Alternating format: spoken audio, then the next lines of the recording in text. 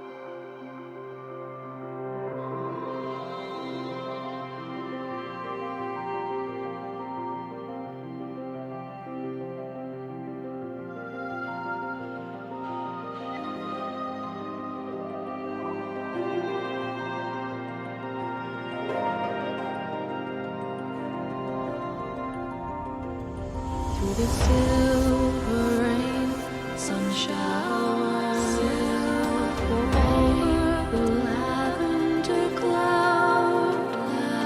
May the sweet breeze blow to hold you, and this blessing be sung aloud. Take flight, go take flight.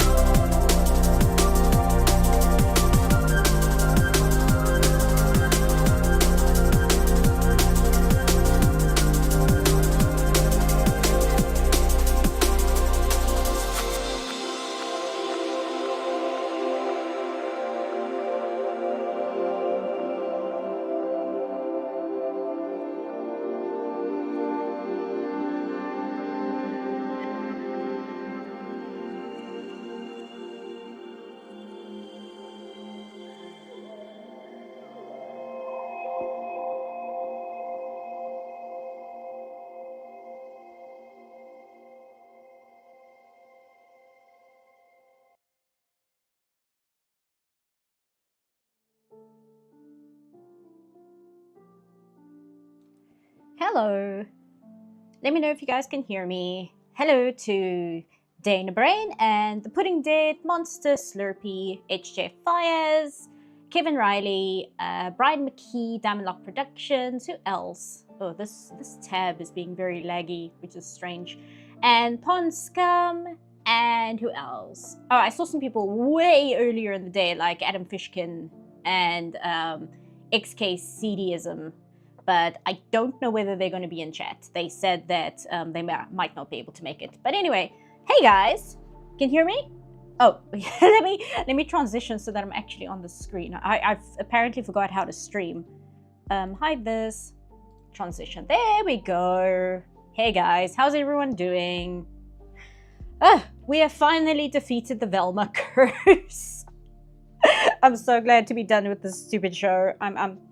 I'm so glad to finally not have to watch Velma, not have to write about Velma. Editing Velma is fine. That part I enjoy. I quite like the editing process. But having to like watch it to write about it, like writing about it and watching it are like the two worst parts of doing a video on Velma. Like everything else is fine, but the consumption of the media. I was originally actually planning to do the Halloween special like as part of the final part, because I was like, I'll just do everything and get it over with.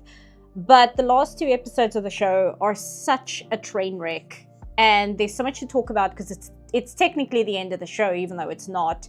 That I was like, I'm just gonna cover the show, and maybe, I don't know, maybe in the future, if like people ask about it enough, I might do the Halloween special, but it's not gonna be anytime soon because I'm sick of Velma. You have received a new message. Oh, thank you, Avina. Thanks, Dana. The Velma curse has been lifted, for real. But I'm not gonna do it anytime soon. I'm sick of Velma. The audience is sick of Velma. I'm pretty sure Mindy Kaling is also sick of Velma. Everybody's sick of Velma. We're not talking about Velma anymore. I'm so done with it. I'm so over it. So, freedom. No more Velma. And I can talk about other things. And as I've been saying for a while now, I'm probably going to do something positive. I don't want to promise anything, because I always make promises and then I get distracted and do something else completely. But I am probably considering doing like a look at the Amazing Digital Circus characters, like how the characters are written, more than like the show itself or anything like that. Mainly because I do want to do the Daikon 4 video, but I would like to put up a video that's monetized, because the Daikon 4 video will not be able to be monetized. There's no way in hell I could monetize that just because of the music. And I know that the Amazing Digital Circus will probably be a hot topic with the finale coming out. Like, even if it takes me a while, it'll still be something people would be interested in hearing about.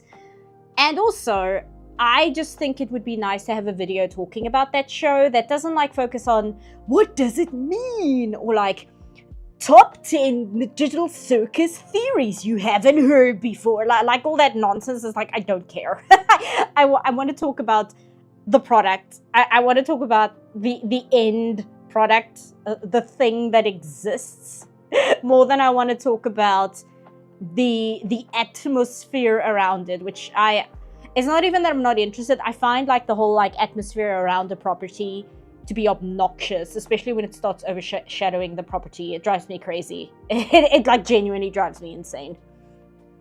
And I say that because I was just watching Markiplier play chapter 5 of Poppy Playtime. I have not seen any of the previous chapters like at all. I've been avoiding that franchise because I was like, this looks stupid, and then I didn't look into it further. So I'm only watching chapter 5 of Markiplier play it, and I'm like, why do people like this? It's so bad. It's terrible. And then like people are informing me, and I'm watching videos explaining what the appeal was, and I'm like, wow, that sounds like nothing that's in the games. That sounds like a whole bunch of theory crafting happening on Twitter and Tumblr. That doesn't sound like, you know, the final product. That sounds like a whole bunch of nonsense. What? So, it would be nice to do like a video on the Amazing Digital Circus, actually focusing on the character writing within the show itself, which is also why I'm waiting until the finale is out, because if I start talking about it before the finale, I am inevitably going to say what trajectory I think the show and the characters are taking, which also lends into like theory crafting. And I'm just like, no, I don't want to do that. Anyway, we should decide what I'm drawing. This is a free stream. What I usually do is, for free streams, is I work on something I've already been drawing. And just kind of work on that while I talk, rather than like taking a request from chat. But I didn't have time to do the next thing I wanted to draw for myself. And I finished something on Tuesday, I think it was. I finished this on Tuesday. I could show you guys. And I haven't gotten to anything else because I went to the gym. I did my full routine, which like floored me for like 2 days. And then yesterday, the day before yesterday, my chair broke, my computer chair. So I had to order a new one. So after the gym, the day after that, I had to build my computer chair, and it was slightly slightly misaligned. So it had a lot of physical labor to get the chair put together. So I just did not have time to draw something new. The show is so uninterested in shipping. It's not a real shipping show. Jax made a one-off joke because it's Jax, but like, yeah, like I'm not particularly interested unless there is something within the show itself that talks about shipping. And I haven't seen episode 8, and obviously I haven't seen the finale. I know there's a leak. I've been avoiding the leak because I don't care about leaks. But it doesn't really lend itself to that discussion, other than to like make snide comments towards the fandom being invested in it. But even regarding like shipping, I feel the show takes that kind of meta commentary, and it has something interesting to say about its characters within that discussion. Like, it reveals something about the characters. It's not just making snide remarks aimed towards the fandom. It's like actually trying to say something about the characters involved. It's not just, making fun of it. Anyway, this is what I was drawing. I had this, and then I had the other version because I recently found out that Clip Studio Paint has a puppet warp feature, which I didn't know before. But unfortunately, it's not like Live 2D where it records the puppet warp feature, so you can't like animate splines on the go. But what it does mean is you can make small little adjustments. I can show you guys. Let me just close one of these, otherwise my computer will explode. If I turn this off, and I turn this off, and if I grab, which one is Rocky and Grace? I think it's this one. Yeah. Except for the glow. Okay, I'll turn that off. Where's Rocky? Rocky? There's Rocky. What you can do is you can go to Edit, Transform, Puppet Warp, and it'll create... Oh, it does not like doing that. Okay, I might have to turn that off if I'm streaming at the same time. But it'll create a puppet warp around your characters, and then you can like add like points and just kind of like animate the characters. Let me just cancel this because again, I think my PC might explode if I try and do that. I didn't think that it was going to chug that bad. But anyway, that's puppet warp. Swole Seapuff when? I am so wrecked. I'm so wrecked. I've only done like the full routine like 3 times. I'm still getting used to it, and it's really grueling. But anyway, what should we then do? Because I don't want to do something that's going to take like a lot of brain power, because I want to talk to chat, and also, as I said, I'm really exhausted. Still haven't seen the movie. Go see the movie. Go see it. It's I think the only place it's streaming on at the moment is Apple TV. I know it's still in theaters in the States. It's not in theaters anymore here. You can like digitally buy it off Amazon, I suppose, if you're into that kind of thing. I'm not, but it is. You can find it elsewhere if you know where to look. So there's that. Hello Seapuff, YouTube finally notifies me when you're streaming, and I think you made a comment about not a fan of RWBY. Anything beyond the bad writing, or just morbid curiosity? With RWBY, it's just from what I've heard of the bad writing. It sounds like exactly the kind of bad writing that would drive me insane. It sounds like the kind... It's not even that it's just bad character writing, it's also just the way that it handles its inspirations, which is just to like copy things wholesale And like that would drive me crazy. I really hate that. I hate that so much. And it does it in that way. Again, before I go into RWBY, who are we drawing, guys? Like, who are we drawing? Just so you guys have something to look at before I start like it going off. Let's see. I just have to bite the bullet and get myself a gym membership already. Yeah. Draw Rocky. Rocky is difficult to draw. Rocky is difficult to draw because you can like draw a simplified version of him, but he's difficult because first of all he's got a lot of geometric shapes, right? So he's got like this. He's got an indentation here. He's got the bumps on his head, right? Then his arms come out here, and then there's one on the back here. And they like come out here, but he's got his fingers here. His elbow is around here. So it kind of juts out.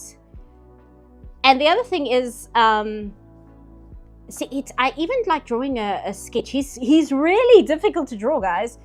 And if I were to just grab one of these, I can just show you. Where is it? In my folder, which I need to organize. Okay, not that one. It's kind of that one, but it's not that one. Here we go. Like, this is just he's a little cut off here because this is more about the markings. But if you, oops, not what I meant to do. If you look at like all the details, like just the overall how the puppet works and stuff, it's really intricate. And because he has no designated front to the puppet, like he can shift which part of him is his front because he doesn't actually have a face. He has a front that he uses most often because it's where it correlates where his front legs are, like his arms. But he can switch that because he doesn't have a front with like designated eyes and nose and things. It's kind of all over. He can see from all angles. So it's really difficult to draw him. He's kind of a nightmare. The bunny girl from Daikon 4. I mean, we can do her. She wouldn't be too difficult. Yeah, let's do that. So I can talk a bit while I do that. That's actually a good idea. And I won't draw like, usually I draw from the torso up, like quite a zoomed in view. We'll just do her like zoomed out because it'll be easier. Then I don't have to focus on details too much. As someone who wasted time on it, best dodge this bullet. Volume / season 7 through 9, just go beyond Ruination. 4 through 6 were meh, but at least didn't do damage like the last 3. The thing about RWBY is, I was saying that it like does the reference thing, but it somehow does it in the absolute worst way, like the exact way that I hate when cartoons are like, oh, this is a homage, this is a reference, when you're not, you're just copying something from an anime you like. And it's like Marvel humor. It's like a precursor to Marvel humor. It's like, guys, we did the Akira bike slide. Please clap because you know what that is. Like, it's that. But RWBY tends to do that with literally everything. And it tends to ride the line where it's not just that, but it's also copying and borderline stealing designs from anime. Not even like obscure anime, like really popular anime.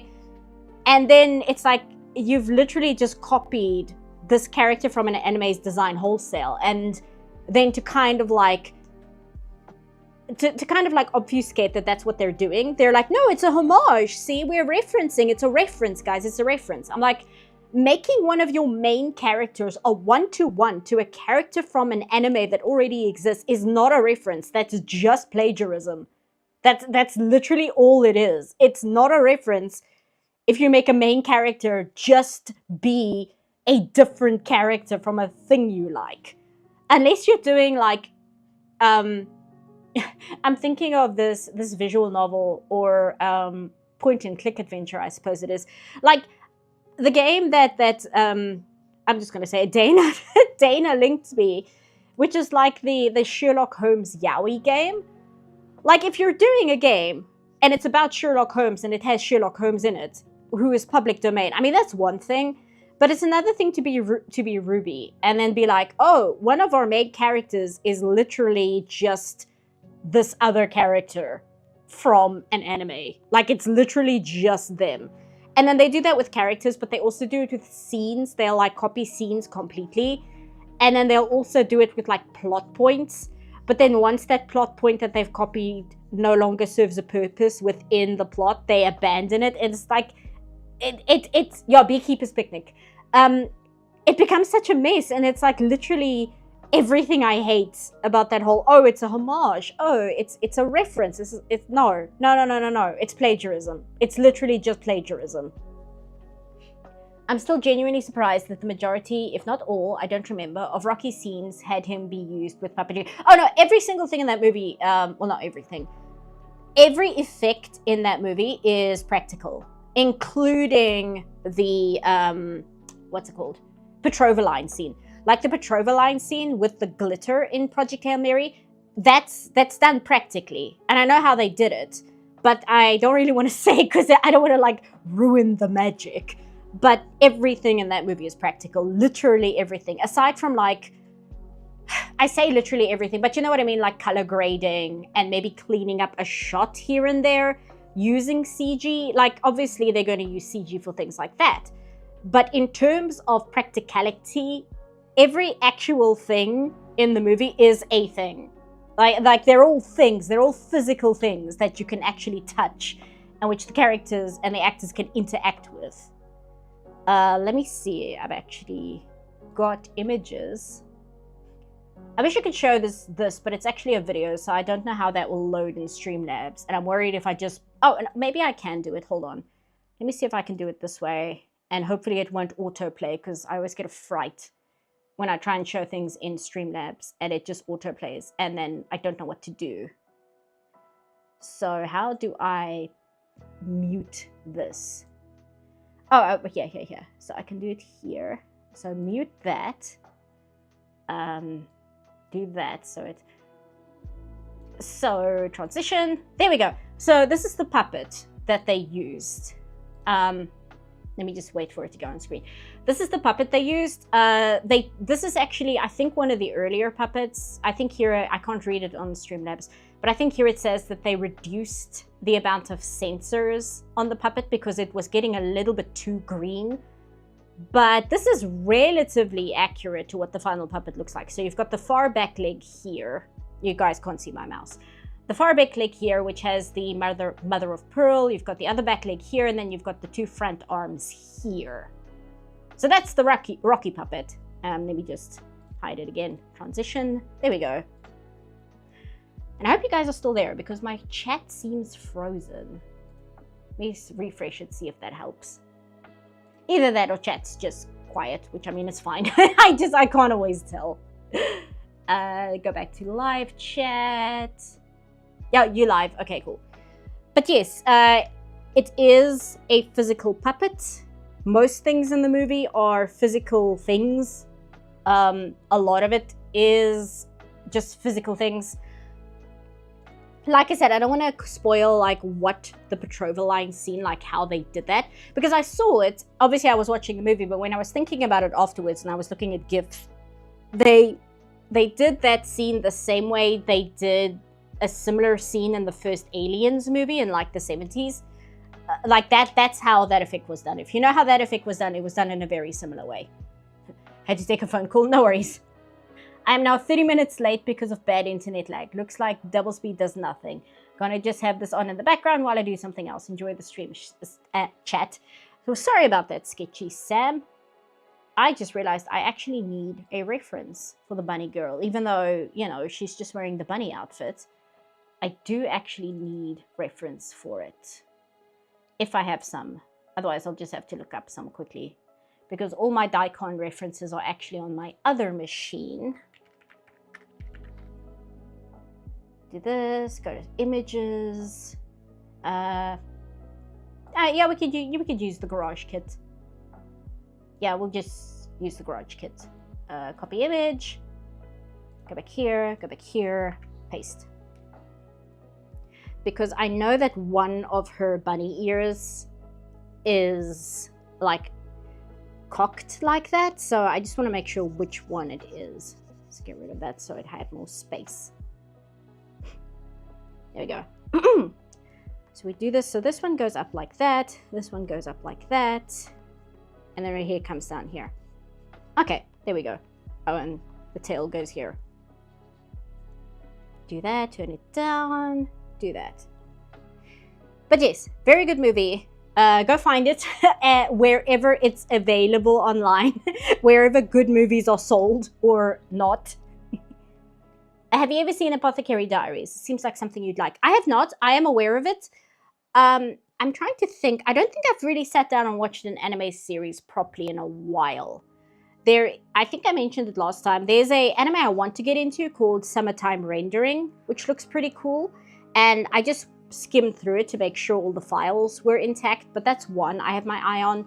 The other one that I hear talked about a lot is The Summer Hikaru Died, and I'm kind of interested in that because it's a horror, but like it's not a horror in like a like what can I compare it to? Not even like Junji Ito. Like what do you compare it to? Like Another, I suppose, or Parasite or something. It's not a horror in that way. It's more a horror. Like if Anohana was a horror, that's kind of what it's like. Luckily, her face shape is relatively simple. I'm gonna have to grab another reference because here we go. This is the one I want. Grab this. Wait for it to load. There we go. Copy image. Go back here. Go back here. There we go. Put her down there. I think it's Akai who drew this frame. I think it's Akai. It might be Hideaki Anno who did this frame, but I don't know. Like, it's difficult because this is 1983, so their art styles hadn't super developed yet by that point. But I think this is Akai's drawing. It might be Anno, but I think it's Akai. I walked into an anime club where it was playing Apothecary Diaries, and I thought it looked dumb, but to be fair, I was midway through an episode, so I didn't know what was going on. From what I hear, it is very good. It is very, very much a love story, which is fine. Not my preferred genre, but I mean, some of my favorite anime are love stories, so it's also not my favorite genre. Because like Ore Monogatari, which is amazing, that's a love story. There's no like, oh, it has romance in it. No, that is just straight up a love story. And I love that anime. It's so good. And Kimi no Todoke is really, really good as well. I mean, that's also a love story. There's no ambiguity on whether it is or not. I made this a little bit too extreme. There we go. Do that. Oh, I see what I'm doing wrong. I see where I'm getting confused. It's because I might have to rethink how ambitious I want to do that curve. But yes, there's a lot of like romance anime I do like actually, but Apothecary Diaries is very, very much very that, because I believe it's Chinese, right? It's not Japanese, it's Chinese, and it's essentially an anime version of a C-drama. That's basically what it is. And I'm not a super huge fan of C-dramas, just because so many of them tend to focus on the whole like historical court soap opera romance setup, which I don't find particularly interesting. Not because it's bad, it's just not something I'm particularly interested in. And from what I heard, Apothecary Diaries is very much that. It's very much following along in the footsteps of being that. And again, that's fine. It's just not my cup of tea. It's not something I choose to watch when I could be watching like Kamen Rider or something, I don't know. I watched the first part of Season 2 review as background while car ride, and when you got to the part where you said Jennifer Hale was in it, I screamed like a banshee and almost drove into a ditch. That was so painful for me. It's so painful, and like I said, it was helped a little by the fact that Jennifer Hale has always done the voice of Thorn. That helped a little bit, but I did not like her being in Velma at all. But luckily, I think she has like 3 lines. From what I understand, I didn't delete any of the Velma stuff, so I think I still have it. From what I understand, they were actually planning Jennifer Hale to have a bigger part in the Halloween special, because there was a piece of concept art that was floating around of the Halloween special that people said they think was the original idea here it is, for the Halloween special was to actually have the Hex Girls in it. So here you can see, I wonder if I can read this. Oh no, that's too small to read.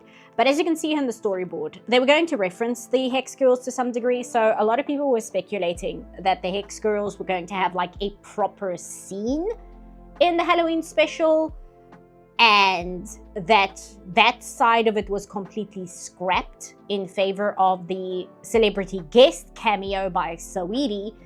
And so they like just kind of wrote out all of the Hex Girl stuff. And on one hand, that's really annoying, but on the other hand, it means that Jennifer Hale only had to do like 2 or 3 lines in the entire show, and she was like spared a lot of being in Velma. So that's good at least. The drawback is we didn't get to hear Jennifer Hale sing again, but you know what? It's fine. It's fine. I didn't need Jennifer Hale to waste her time on singing in Velma.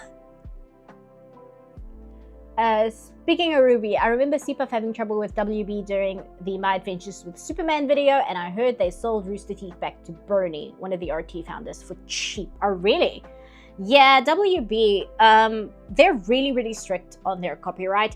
It's very strange. Like, I did the video on Magnifico, and I uploaded that, and it literally went through first time, and I've never had a problem with any kind of claim on it whatsoever. Like, Disney has just completely left it alone. But with WB, they will like wait a year and then decide, okay, now we're claiming your video after you've raked in all these views. So there's no point in me deleting it, because then I'm deleting a whole bunch of views from my channel, which I don't want to do because that harms the channel in the long run. So with Velma, luckily I could do the Sims thing, which was mainly a joke. I'm not really going to plan to do that for other videos. It was mainly just, that's basically what Velma is at the end of the day. It's a really bad Sims game where it's like, oh, this character falls in love with this character, and it's just that like over and over again. And it's frustrating and annoying. Like, at least with the Sims, you can have some fun playing it, but Velma is just not fun. It's not a fun show. It's not a fun show even just to make fun of. And as I said in the video, this is from somebody who like routinely watches terrible pieces of media because I find them funny. Like, somebody commented on the video asking me, why on earth have you seen the Star Wars Holiday Special like 6 times? And I didn't have an answer for them other than like, I think it's funny and it makes me laugh. I don't have a good justification for why I've seen that piece of trash so many times. It's just really funny. But Velma, it's just not. And part of it is I had to listen to a lot of Mindy Kaling's like interviews and things for the video, and you can just tell she's not listed as like the main writer or anything, but you can tell like how much influence she had over the writing. So even the stuff that it just feels nasty. All of it just feels really nasty and mean-spirited. And like with My Adventures with Superman, I don't like Lois in that show, but I don't have an issue with any of the people who made the show, because it just feels like they didn't realize what kind of character they were writing. It wasn't because they were bad people. It was because they were following tropes, and they didn't realize how the tropes they were following did not work in this specific context. Whereas with Velma, it absolutely feels like Velma's character and the way she responds to things directly comes from Mindy Kaling's sensibilities as a comedian. And she just kind of sucks. She just kind of sucks. This character falls in love with this character is Tomodachi Life. These idiots fall in love if someone breathes. Yeah, but again, in Tomodachi Life, as somebody watching some Vinny play it, it's funny, but it's mainly because Vinny himself is making it funny. I don't think I would enjoy the game myself if it was just me. I think I would get very bored with it very quickly. But it's funny when Vinny plays it. And it's mainly because he has these horrific monsters as characters. Velma as Sims is unexpectedly good analogy. It really is. But while I was trying to grab footage, I realized I always heard that The Sims 4 is really terrible compared to like The Sims 3. I never played The Sims 3 because I didn't have a machine powerful enough back in the day. And nowadays, the game is so unstable, you can't really play it unless you have like a very, very specific setup and you have to like troubleshoot it. And I just didn't feel like doing that for this video because I'm like, that's so much effort into what is essentially just a joke to get around copyright. But so I had The Sims 4 running, and after I made The Sims for the characters, I kind of left them idle just to record them doing random things. And they really don't do anything. You have to physically tell the Sims to interact and do things. Otherwise, they'll just stand around or go onto the computer and play video games. And like, that's all they do in that game. There really is very little to no automation in the game whatsoever, which was quite shocking to me. Like I said, I'd always heard The Sims 4 was bare bones, but I was like, wow. Wow. It's not as if I've never played it before, but in the past, I would play it with at least some kind of engagement with the game. But when I just need footage, so I let the Sims do what they want, it kind of exposed just how bad the game is in that respect. I found it funny when you told me that the Sims Velma just started eating rotten food. You didn't tell her, she just did it. She did that consistently. Like, that's one of the things she would do. They have like a perfectly working kitchen, but the Velma Sims would always go outside, use the grill, make a whole bunch of hot dogs. They wouldn't eat them in time, so they'd go bad. And then the Velma Sim would just eat them. As she was complaining about the smell, she would just eat it anyway. And I'm like, you know what? This is very on brand. This is fine. To be fair, I stand around or play video games unless I'm instructed otherwise. I mean, fair. But again, this is The Sims, you know, entertain me. But like I said, I'll probably not use the same tactic in future videos. It was just kind of apt for Velma. And I don't know what the copyright behind the Amazing Digital Circus is. I'm not entirely sure how strict copyright will be around that. Because in my head, I'm like, well, Glitch Productions is probably not as bad as WB, because I want people to talk about the show, I would imagine. However, I do know that the show is also on Netflix, and like WB and Netflix are basically the same company. They're not legally, but they might as well be by this point. So I don't know how free of claims I'll be with that. I'm gonna try my best to skirt around it, but I'm not gonna use as many filters like with the Velma video, where a lot of the video, basically anytime I showed video footage, I added the lavender overlay to it. And I used a video of flowers specifically rather than just like a abstract texture, because the way the website works, I think it can see through an abstract filter. It can like tell what it's looking at. It can kind of just see through the filter. Whereas if you put video over it of something else, the human eye can very easily just kind of look past the lavender and see the video footage behind it. But the bot that's checking the video files has a much harder time to be able to parse what is the actual video and what is a overlay. But I'm hoping for Digital Circus, I won't have to be that extreme with it. Nobody really complained. It's just I get stubborn about that kind of thing because I'm a very visual person. So I get frustrated if I feel the visuals are basically needing to be obfuscated, which is the second time I've used the word this stream.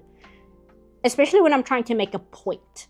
Like with the Velma video, there are some parts where I didn't put a filter over the visuals, and it's because I'm making a very specific point here that directly relates to the visuals, and I don't want my point to be confusing. You know what I mean? Like you need to be able to see what I'm talking about. Velma eating rotten food sounds so much a befitting premise for an episode. Yeah, I didn't want to draw too much attention to it, but I left it in because I'm like, that's funny. It's just kind of funny.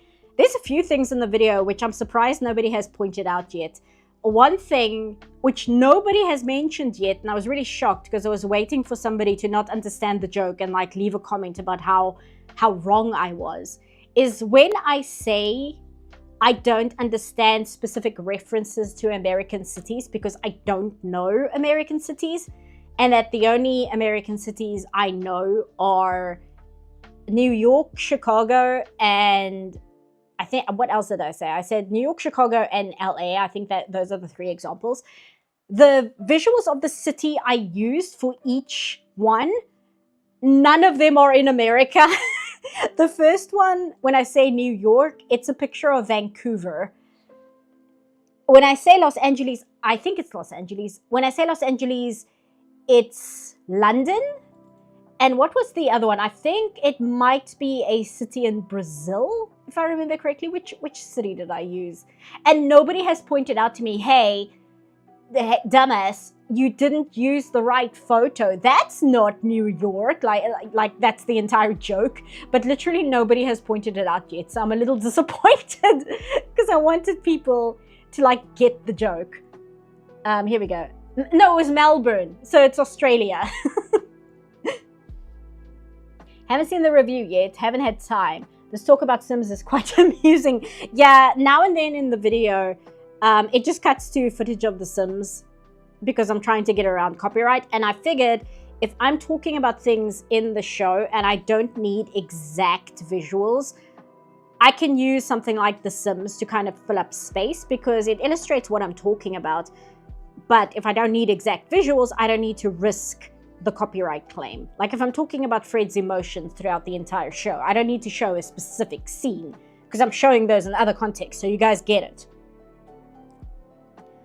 My friend started playing the original Mass Effect 2 and oh my god, no one has the right to complain about facial expressions in Mass Effect Andromeda. Legendary Edition was a godsend. I haven't played the original in such a long time, and even when I did play the original, I played it on console. I didn't play it on PC. So I can't say, because yeah, the last time I played it was the Legendary Edition. This arm is too long. But I take your word for it. I do find that the cutscenes in Mass Effect, at least the second and third one, are a lot more cinematic than Baldur's Gate 3. Like Baldur's Gate 3 has really good character animation, like really, really good character animation and expressions and the way they talk, and every sentence has unique animation, so they're always acting. However, Mass Effect's cutscenes are very cinematic. They're very well thought out.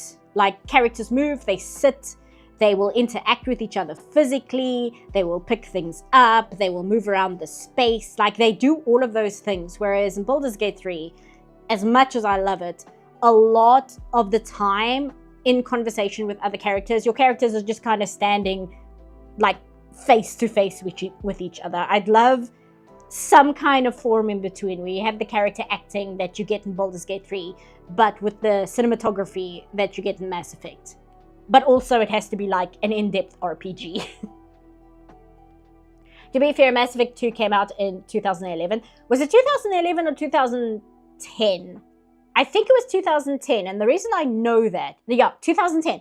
The reason I remember that is because back in the day, 1,000 years ago, Skyrim came out. And Skyrim, I know for a fact, came out in 2011. And the way I know that Mass Effect 2 came out before Skyrim is because the official Mass Effect Facebook page posted like a really boomer meme about Skyrim. And it like was directly referencing Mass Effect 2. And that's kind of just how I keep that in mind in terms of like timeline. It's like, oh, Mass Effect 2 came out before Skyrim, which came out in 2011, because they made fun of Skyrim on Facebook.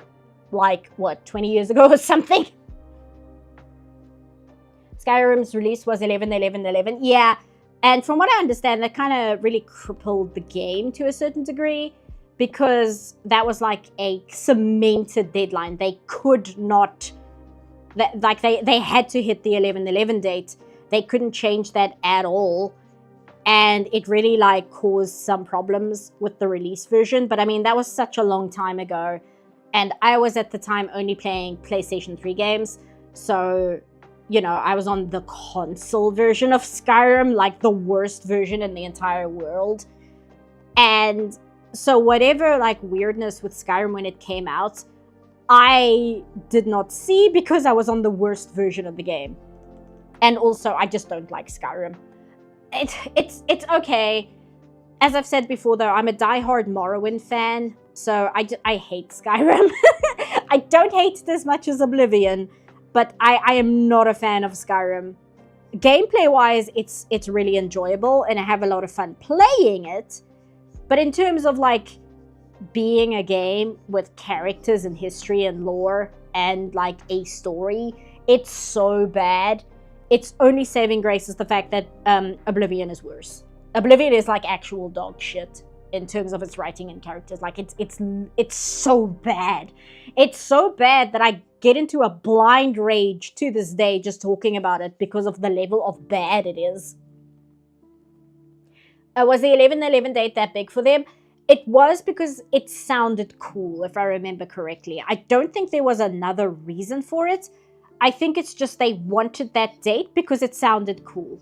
And once they cemented that that's the date that the game is coming out on, they couldn't go back on it. And they're like, well, that is the date now. We have to hit that date. We can't change it.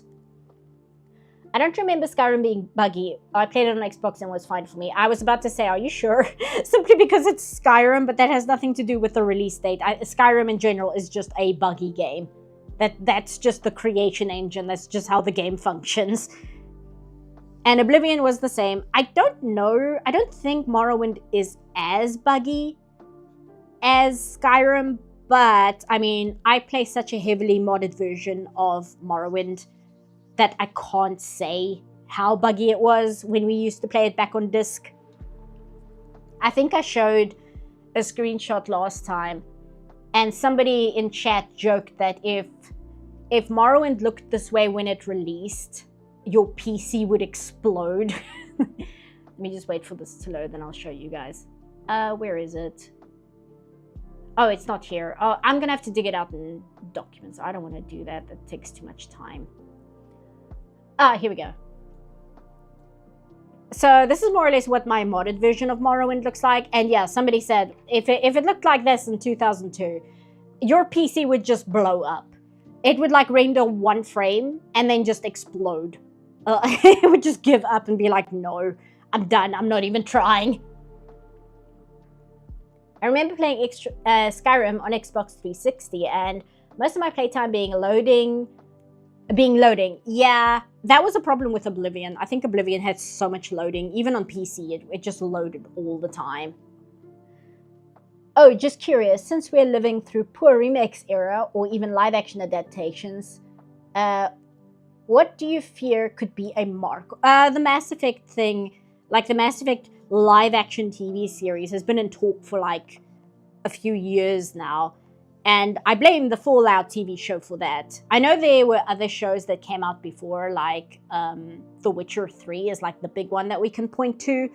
But I do feel like it was the success of the Fallout TV show that really pushed the idea of a Mass Effect show actually coming to fruition. And I hate it because you can't have Jennifer Hale playing Commander Shepard. And that's even if they decide to go the true and tested way of using female Shepard. I know they're probably going to use male Shepard, which immediately it's like, well, what's the bloody point?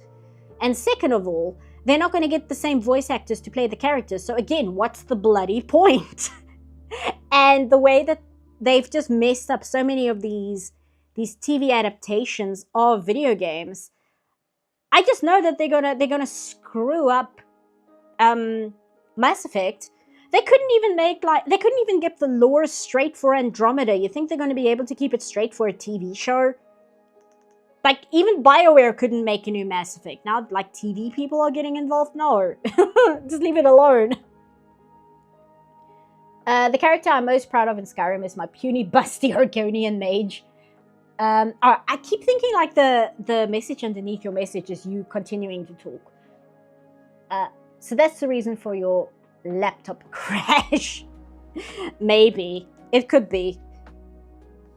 But yeah, that's the big one I'm afraid of, is the horrendous Mass Effect TV show, which might happen, but every single time it gets mentioned on Twitter, the entirety of the Mass Effect fandom on Twitter and which also on Tumblr, but let's face it, most of them that they get listened to are on Twitter. Like, all of them start going, we don't want this, don't do this, stop. And I do know there are talks about a Baldur's Gate 3 TV show, and it's going to be like a, not sequel, but a, what are they doing now? Like, after the events of the game, but like Larian isn't involved. And I'm like, okay, well, good. That means I don't have to care about it. I don't need to know about this, and I don't need to look into it because it's going to be terrible. I'd rather like pay attention to what's going to happen with Divinity 3. Like, any kind of interest I could have for something like a Baldur's Gate 3 TV show, I could just put into waiting for Divinity 3. Jeez, can't talk. Did the Resident Evil movie release already? I thought it was coming later in the year. I don't know. You know, I'm barely aware of the fact that the Silent Hill 2 movie released, which it did, and surprise, surprise, it was apparently terrible. And nobody wants to talk about it because it's that bad. The only reason I know it exists is because I saw it when it came out on Letterboxd. Like, I saw 1 or 2 reviews float past me. And I think I had one video recommended to me saying, oh, the Silent Hill 2 movie is abysmal. And I'm like, yeah, that's about what I expected. So that's one of those ones where I'm not even like upset by it existing, because I'm like, it doesn't matter what you did. It doesn't matter what you do with Silent Hill 2. If you try and make a movie out of it, it's going to be terrible. Because you cannot really tell that story outside of the video game format, because you would lose so much of its atmosphere. The fact that the Silent Hill 2 remake was actually good is a miracle in of itself. I think I made this leg too short. That's why I keep struggling with it. Let me try and do this quick. Unfortunately, it's the leg that's behind her other leg. Yeah, see, it's way too short. So I'm just gonna elongate it and then put it back to where it's supposed to be. There we go. And now I can fix it. It's something BioWare was really good at the time. Oh, the more I think of Mass Effect 1, I think it's such a masterclass in the creation of a universe. It just feels so alive. I like Mass Effect 1, but I do feel Mass Effect 1 is not a great representation of what Mass Effect is as a series. Like, when Dana played it the first time, I kept telling her that Mass Effect 2 is so much better. Don't worry, Mass Effect 2 is so much better. And Dana was like, what are you talking about? This is fine. This is really good. What are you talking about? And then Dana played Mass Effect 2 and she was like, oh, I see. Oh, good Lord. Oh, this is such an upgrade in literally every single way possible. I think it's similar to what I had when I watched TNG for the first time, which I'm still working through TNG. But everybody would always say, oh, the first 2 seasons of TNG are so bad, just skip them, just go to season 3, etc. And I watched the first 2 seasons of TNG and I was like, what are people talking about? These are fine. This is pretty good. And then I got to season 3 and I saw the jump in quality and I was like, oh, okay, now I get why people said the first 2 seasons are bad. It's not because they're bad, it's just that season 3 onwards is so good. And that's kind of how I feel about Mass Effect as well. Mass Effect 1 is very good, but in comparison to Mass Effect 2 and 3, it's a awkward first step, I would say, that does not really capture what I think makes Mass Effect as good as it is, like the second and third one does. Mass Effect 1 is the basis on which Mass Effect 2 could exist. Mass Effect 3 without the context of Mass Effect 1 is nothing. I mean, that is true, but I mean, it's a singular story. So, you know, it's like saying, oh, well, without the first chapter, the rest of the story can't exist. It's like, yeah, I guess. Dana says, I love Mass Effect 1, though. I'm so mad my friend's husband gave up on it, but like, I think go Mass Effect 1 syndrome. I'm not sure what you mean by the end. But yeah, Mass Effect 1 is fine. It's fine. I just feel like when I play Mass Effect 1 is the one that I kind of have to get through to get to the rest of it, you know? And people say, oh, they really like the planet exploration and they wish that was in Mass Effect 2 and 3. And although I semi-agree, I don't think the Mass Effect 1 planet exploration is good enough to justify Mass Effect 1 just being better than 2 and 3. As I'm like, the planet exploration is fun and there's like cool things about it. And I really like that you can find weird things on the planets, which apparently not a lot of people knew about, because I posted about some of that on Tumblr and people are like, what are you talking about? I've never heard of this. But I still find the planet exploration in Mass Effect 1, the planets are very barren. Like, they're very barren. They're extremely barren. They're basically just a 3D topical map. And that doesn't really do a lot for my immersion, where, ironically enough, just the planet descriptions in Mass Effect 2 does a lot more to get me invested in the world than landing on a planet and there not being anything aside from just like the 3D topical map. I think topography, like the topography of the planet. And I don't find that as immersive as I do. Sorry, I'm just checking her balance. Just reading about the planet, which can explain to you a lot more about what's happening on the planet than landing on it and not seeing any of the things it's describing. But that's just like personal preference. I know a lot of people really, really love the planet exploration. And it's not that I dislike it. I just don't think it carries the game as much as people says it does. It's a neat idea and it's well enough implemented, but it does not justify putting Mass Effect 1 above Mass Effect 2 and 3, in my opinion. Just because Mass Effect 2 and 3's worlds just feel so much more realized to me than Mass Effect 1 does. And that's simply because they had more to work with. They had already established and built the universe in Mass Effect 1, so now they could expand upon it. Right? But that does mean they had something they could expand upon, so there's more of it. I meant to say, I think he got Mass Effect 1 syndrome. My phone mistyped. Oh, okay, I see what you mean. Hey, Andrea. You can fight a giant dune sandworm. You can, but also it gets tired after a while, especially when you're driving along and you see what is essentially an arena and you're like, oh, okay, there's a Thresher Maw here. Everybody buckle up. We're going to have to do the Thresher Maw fight again. Like, it's so formulaic in terms of seeing how the level was designed. Like, you can see exactly, oh, this is where the Thresher Maw battle goes. Oh, this is where this goes, etc. Blah, blah, blah. And I tend to have that problem with games sometimes in a way that I know a lot of people don't agree with, because I have a similar criticism with Dragon Age 2. A lot of people will say that Dragon Age 2 is their favorite of the Dragon Age. Dragon Age Origin is kind of the darling of the trilogy, right? We don't talk about Veilguard. Origin is like the darling of the series, but a lot of people will say they love Dragon Age 2. And the reason for that is because the characters are so well written. And I do think the characters are the best written in Dragon Age 2, but I ended up not liking that game because almost every single mission was the exact same level map with certain areas blocked off by rocks. And once I noticed that, I couldn't unnotice it. And it really, really, really limited my enjoyment of the game because all I could see was the level. And it's like, oh, we're back here again. They're telling me it's a different place, but it's not. It's the same level again, just with a new coat of paint. And like almost every single level was like that.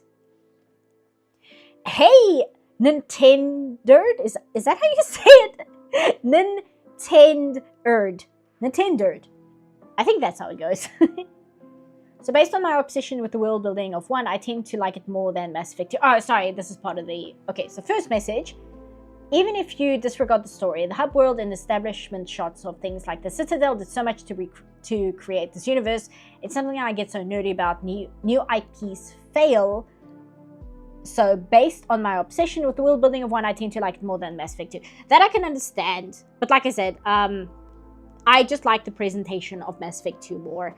And I do like the visual presentation of how you interact with characters, how there's a much more cinematic approach to dialogues and conversations with your characters, and the descriptions of the planets. I'm one of those weirdos. I really like the planet scanning. I really enjoy planet scanning. And I just kind of like that more than just what essentially boils down to a rather barren map. Are you a nerd? Nintendo nerd. Okay, got it. Thank you. Mass Effect 2 for me has too many little plot holes. That's why I complain about this plot the most. And the third act of Mass Effect 3. Yeah, I'm like the only weirdo on the entire face of the planet that thinks that the ending of Mass Effect 3 is really good, and everyone else is just insane and don't know what they're talking about. So I do understand that that is a extremely unpopular opinion. Everybody else hates Mass Effect 3. I don't. It's my favorite. I really like the ending. Everyone is wrong. I'm smarter. I'm smarter than 90% of the internet because I like the ending of Mass Effect 3 and nobody else did. And people who say they don't like it for stupid reasons that I don't agree with. So, that's one thing. But like I said, Mass Effect 1, it's mainly to do with the fact that this hand is too thin. With the fact that I find the presentation to be rather bare bones. And I understand why. It's because BioWare had limited resources when they were making Mass Effect 1 compared to Mass Effect 2, which is when EA picked them up, and they suddenly had a much bigger budget and much more resources that they could put into it. And I just feel that those resources just make Mass Effect 2 a nicer experience in terms of storytelling. And I just like the way it tells its story better. I love the ending. Yeah, me and Dana are the only smart people on the entirety of the internet. I wanted to buy Tomodachi Life, but I got a really good deal on guitar and an amp, so it can wait. Yeah, no, go for the guitar more. Tomodachi Life is fun to watch. I don't have it myself because I don't have a Switch. And as I said earlier, I like watching Vinny play it. I don't know whether I would get as much out of playing it myself. I think it's just because Vinny is, like, organically funny. He's just a naturally funny person. So watching him play it is a lot more enjoyable than if I were to try and enjoy the game myself. I do think it's important to put into context that the budget for Mass Effect 1 was anemic compared to 2. It was a $36 million versus over $40 million. Oh no, I know that. And I can accept that. But again, I'm looking at the end product. And I just like the end product of Mass Effect 2 much more. I think it's much better realized than Mass Effect 1. Which is fine. It's like saying, right? It's like saying, I love Star Trek, but I like TNG the most. And then people can come to you and say, well, you know, the first Star Trek is where everything started. It helped establish sci-fi as a television genre. It has like all these reasons for why it is the way it is. It was made in the 60s. There's only 3 seasons. It only really garnered a fan base on reruns. It wasn't super successful on its original run, etc., etc. And all of that is true. But that doesn't change the fact that I prefer TNG. You know what I mean? It's like, all of that is true. But my end user experience can still mean that I like the bigger budget project more because it just allowed them to realize the storytelling better. Would you want to make a Mass Effect island? I don't know. Because again, it gets very domestic and I'm not super interested in that style of gameplay and things. I prefer playing things with an actual built-in plot. So, The Sims is one thing. I played it a little bit, but I lost interest pretty quickly. But I tend to prefer games with stories to them. I prefer playing a narrative. So, games which kind of focus more on a domestic atmosphere, it's not really for me. You know what I mean? Like, even Rain World, which I really like. I haven't finished it yet, but I really, really enjoy Rain World. Rain World doesn't have like a, what's the word? Traditional. It doesn't have a traditional narrative structure to it. But Rain World still has a story going on there, and it's a really fascinating and interesting story. Okay, now I have to draw her outfit. I made these quite low. She actually has like the really high, cutout here because she's wearing the Playboy bunny suit, which did get them into trouble, by the way, when they made this. They got in trouble with. Okay, they didn't get in trouble with Electric Light Orchestra. Electric Light Orchestra just meant that they couldn't like reproduce Daikon 4 in any format following the original release. But they did get in trouble for using the Playboy bunny suit. I think they settled it, so nothing really came of it. And it was kind of just a footnote, but Playboy did kind of tap their shoulder and go, excuse me, you didn't get permission to use this. And they're like, dude, we have Darth Vader in this short. Do you think we got permission to use Darth Vader? Sorry if I sound combative or anything. It's just going through the games again. I just have compassion. No, it's not combative at all. Like, I love Mass Effect so much. I mean, I've got one tattoo, and it's a Mass Effect tattoo. Although I do want to get a Project Hail Mary tattoo. That's how much I like that movie, guys.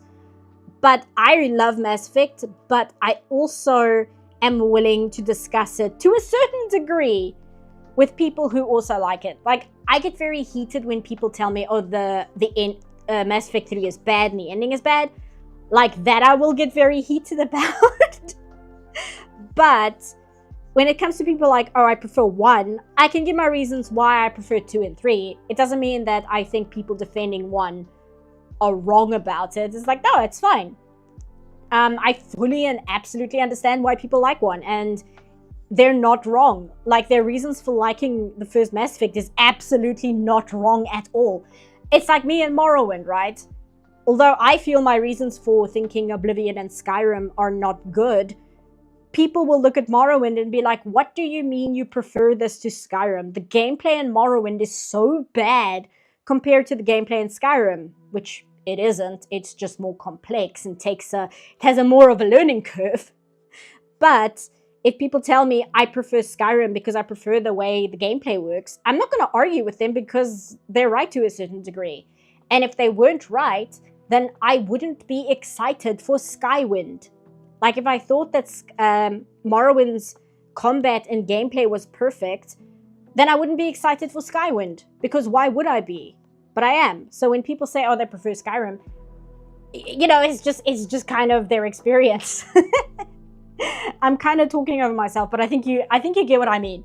Like, I love Mass Effect so much, including the first one, that I am secure enough to talk about why I dislike parts of it, because I like it so much that talking about the parts I don't like doesn't mean that my appreciation for it is diminished by those things, because nothing can diminish my enjoyment of Mass Effect.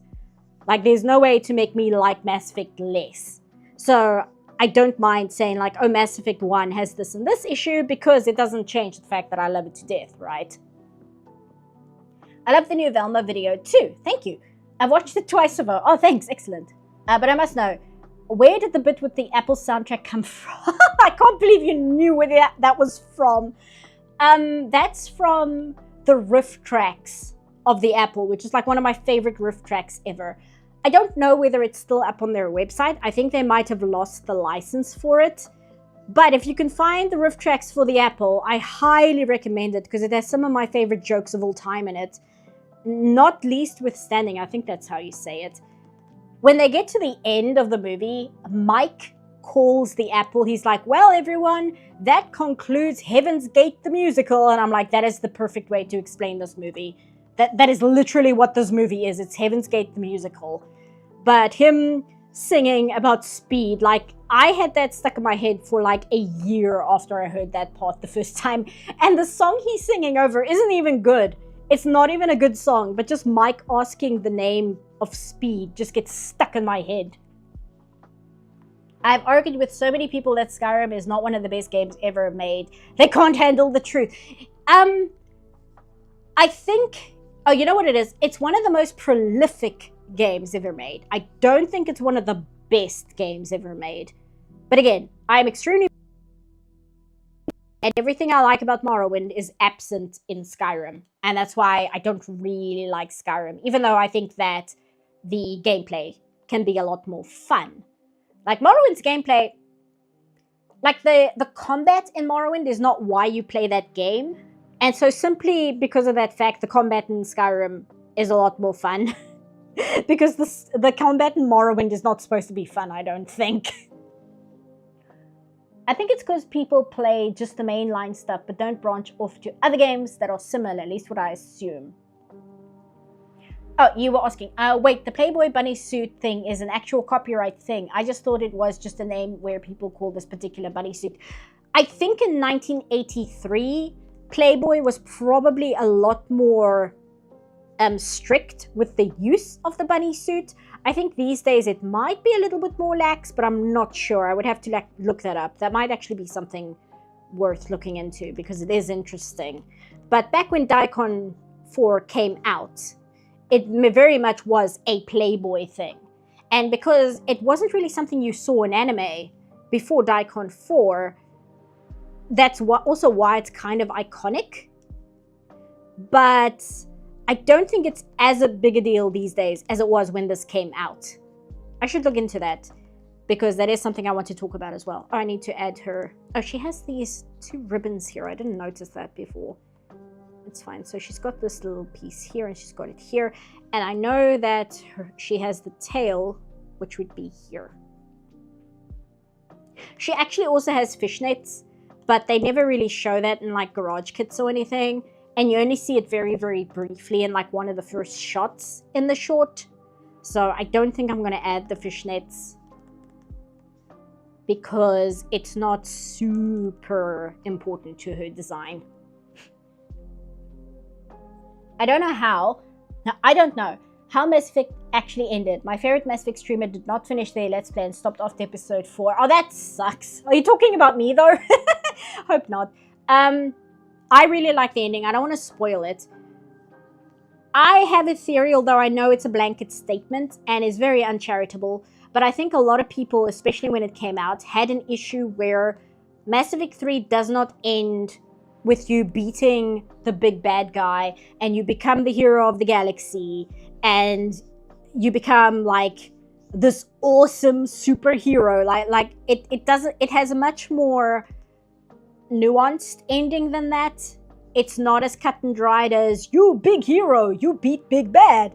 And I think that's why a lot of people had a problem with it, because they kind of just wanted to have a main boss battle at the end where you beat the big bad guy and then you're the galactic hero. That's what I think a lot of people wanted, especially when it came out. And the fact that its ending is a lot more, I don't want to say philosophical, but a lot more nuanced and a lot more complicated than it is at first glance. I think that's what really rubbed a lot of people the wrong way, especially in 2012, where most people playing Mass Effect were like gamer bros, like Angry Joe. Like Angry Joe is the poster child for the kind of people who were playing Mass Effect back in 2012. And those kinds of people did not appreciate the way that the game ended, because it didn't end with them being the big galactic hero who saves everybody and punches the big bad guy in the face. And I think that's pissed a lot of people off at the time. And that kind of carries forward into today. I love Psychonauts 1 and 2 for different reasons, but they are very different games with different priorities, so I like them for different reasons. I need to play the second one. I own it. I'm still stuck doing my Dirge run for Baldur's Gate 3, simply because I haven't had a super lot of time to play it because I've been editing Velma. Velma ruined my life, guys. I can't play video games. I adore The Apple. That movie is amazingly bad. The Apple is so good. It's terrible. It's so bad. It's an absolute disaster of a movie. It's so good. That's another movie that I've watched like multiple times. A lot of times with riff tracks, but just in general. I've seen The Apple so many times, and it's so interesting. It's awful, but it's interesting. None of the songs are good. It doesn't even have good music. It has really, really terrible, awful music. And yet, I don't know, like, how did you make this? How did you make a movie like this and have it turn out this way? It's so good. If you like really, really terrible movies, please watch The Apple. It's so good. It's terrible. The real Chad ending of Mass Effect 3 is turning around to shoot the catalyst. Yeah, see, that's what people wanted, and I'm like, guys, come on now. Please. For the ending of Mass Effect 3, lacks build-up and especially synthesis is space magic. But on the first playthrough, I cried like a baby and had a wonderful time and no one can take it away from me. Yeah, I don't want to go too much into it, especially if there's somebody in chat who doesn't know what the ending is. I like synthesis. It's my favorite ending because I get what it's trying to say. And I understand, because like, the game is about cycles. Very much like Revolutionary Girl Utena, actually. The game is about cycles. And I've noticed I really enjoy a story about breaking a cycle. Breaking a cycle that seems impossible to break. And the method to break it, you think the method to change the destructive cycle you're in is to do one thing. But then once you become wiser and do the hero's journey and whatnot, you find out that to break the cycle, it actually requires this completely different set of things you need to do that you never would have considered otherwise, which are far more complex and require a lot more thought put into it. Again, very much like Utena. And that's why I like the synthesis ending, because it isn't as simple as just, oh, we kill big bad, we hero. And synthesis really delves into higher concepts of sci-fi in general that I really like. And yeah, I really, really like the synthesis ending. I think it's really interesting. And also, I like that no matter which ending you pick for Mass Effect, there is no quote-unquote happy ending. There is a happy ending, but not really. Again, I don't want to spoil, but every ending of Mass Effect stings in a very specific way. It doesn't matter which one you pick, all of them sting in some way. And that's what I like about it.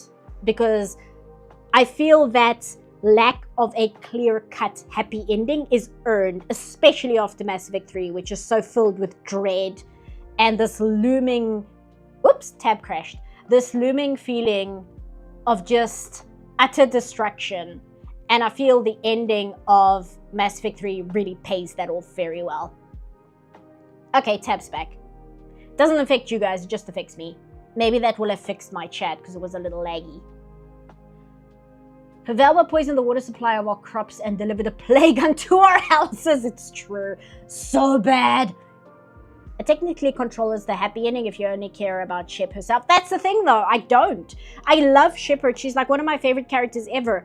But the entire game has you building up bonds and reiterating the importance of bonds with others and the camaraderie and how much you care about the other characters. And that's why when people take destroy or control as endings, I'm like, did the rest of the game not mean anything to you? Because it really sounds like you didn't care about the rest of the game. You only wanted your happy, I'm a big hero ending, and you're throwing and betraying everything else that the game has going for it in its narrative to essentially just fulfill a very, very selfish need. And I'm like, that's not the point of the story. Utena theme plays at the end credits of Mass Effect 3. That would be so good. There's a mod that adds the opening of Neon Genesis Evangelion to Morrowind, and it's really, really good. I wish I could play the video for it, but obviously it's Neon Genesis Evangelion, so it's going to get copyright claimed, struck, whatever. But I've watched that so many times that when I hear the Evangelion intro, I think of Morrowind. I don't think of Evangelion. I thought I was the only one crazy enough to compare RGU to Mass Effect. Shepard and Utena, the stories are about how they change everyone around them, not necessarily about them changing. Yeah, that's what makes Utena so interesting, because in Utena, every single character is trying to change the world because they require a specific change for them to be happy. Whereas the breaking of the cycle is granting the people around you the ability to break free that which they are chained to, which in the show is the metaphor of the coffin. So all the characters are trapped within their coffin is the metaphorical way that the show mentions it. And so all the characters believe that in order to free themselves of the coffin they're trapped in, they need to change something about the real world, because unless they get this thing, they will never be happy. And then the ending of Utena is no, what you needed to be happy was to let go of the thing you are chained to. And Mass Effect, it doesn't have the exact same plot in terms of that, but it has a similar, like, ideal to it in terms of what you think you needed is not actually what will fix things. And I feel like a lot of people miss that. Like your average gamer bro who's looking for like a space shooter, I feel like they didn't get that was the story. My in-character reason for picking Destroyer is after witnessing the burning of worlds, I just pressed that big red button. Shepard has had enough. Okay, that was that message. Synthesis and Destroy fans usually at odds unite in their hatred for Control. I saw somebody, there's a mutual I have on Tumblr, she hates the Synthesis ending with a burning fiery passion. But her reasoning is that she's much more invested in Shepard as a character.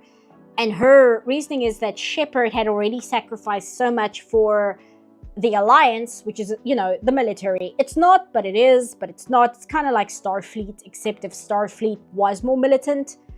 But her reasons for liking Destroy is because Shepard has given so much to the Alliance, which has used and abused her the entire series. And so the Destroy ending, she just feels, is Shepard finally being able to do something to kind of reaffirm herself as a person removed from Alliance. Which I acknowledge, but I also think, no. I don't agree. It's what's that meme? It's like, I understand, I see you, but no.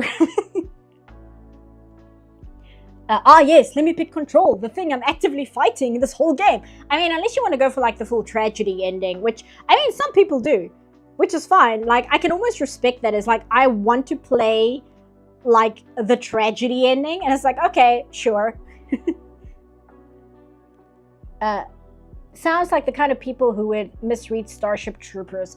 Kind of. I feel Starship Troopers is a little bit more on the nose, and yet I have seen people watch Starship Troopers and not get it, which is a little like that. It makes me so dismayed when I see that. I'm like, what do you mean you didn't understand just Starship Troopers? It's really obvious in what it's doing. But you do get people who will watch Starship Troopers and be like, hell yeah! And I'm like, oh, good lord. Sorry, I'm sniffling.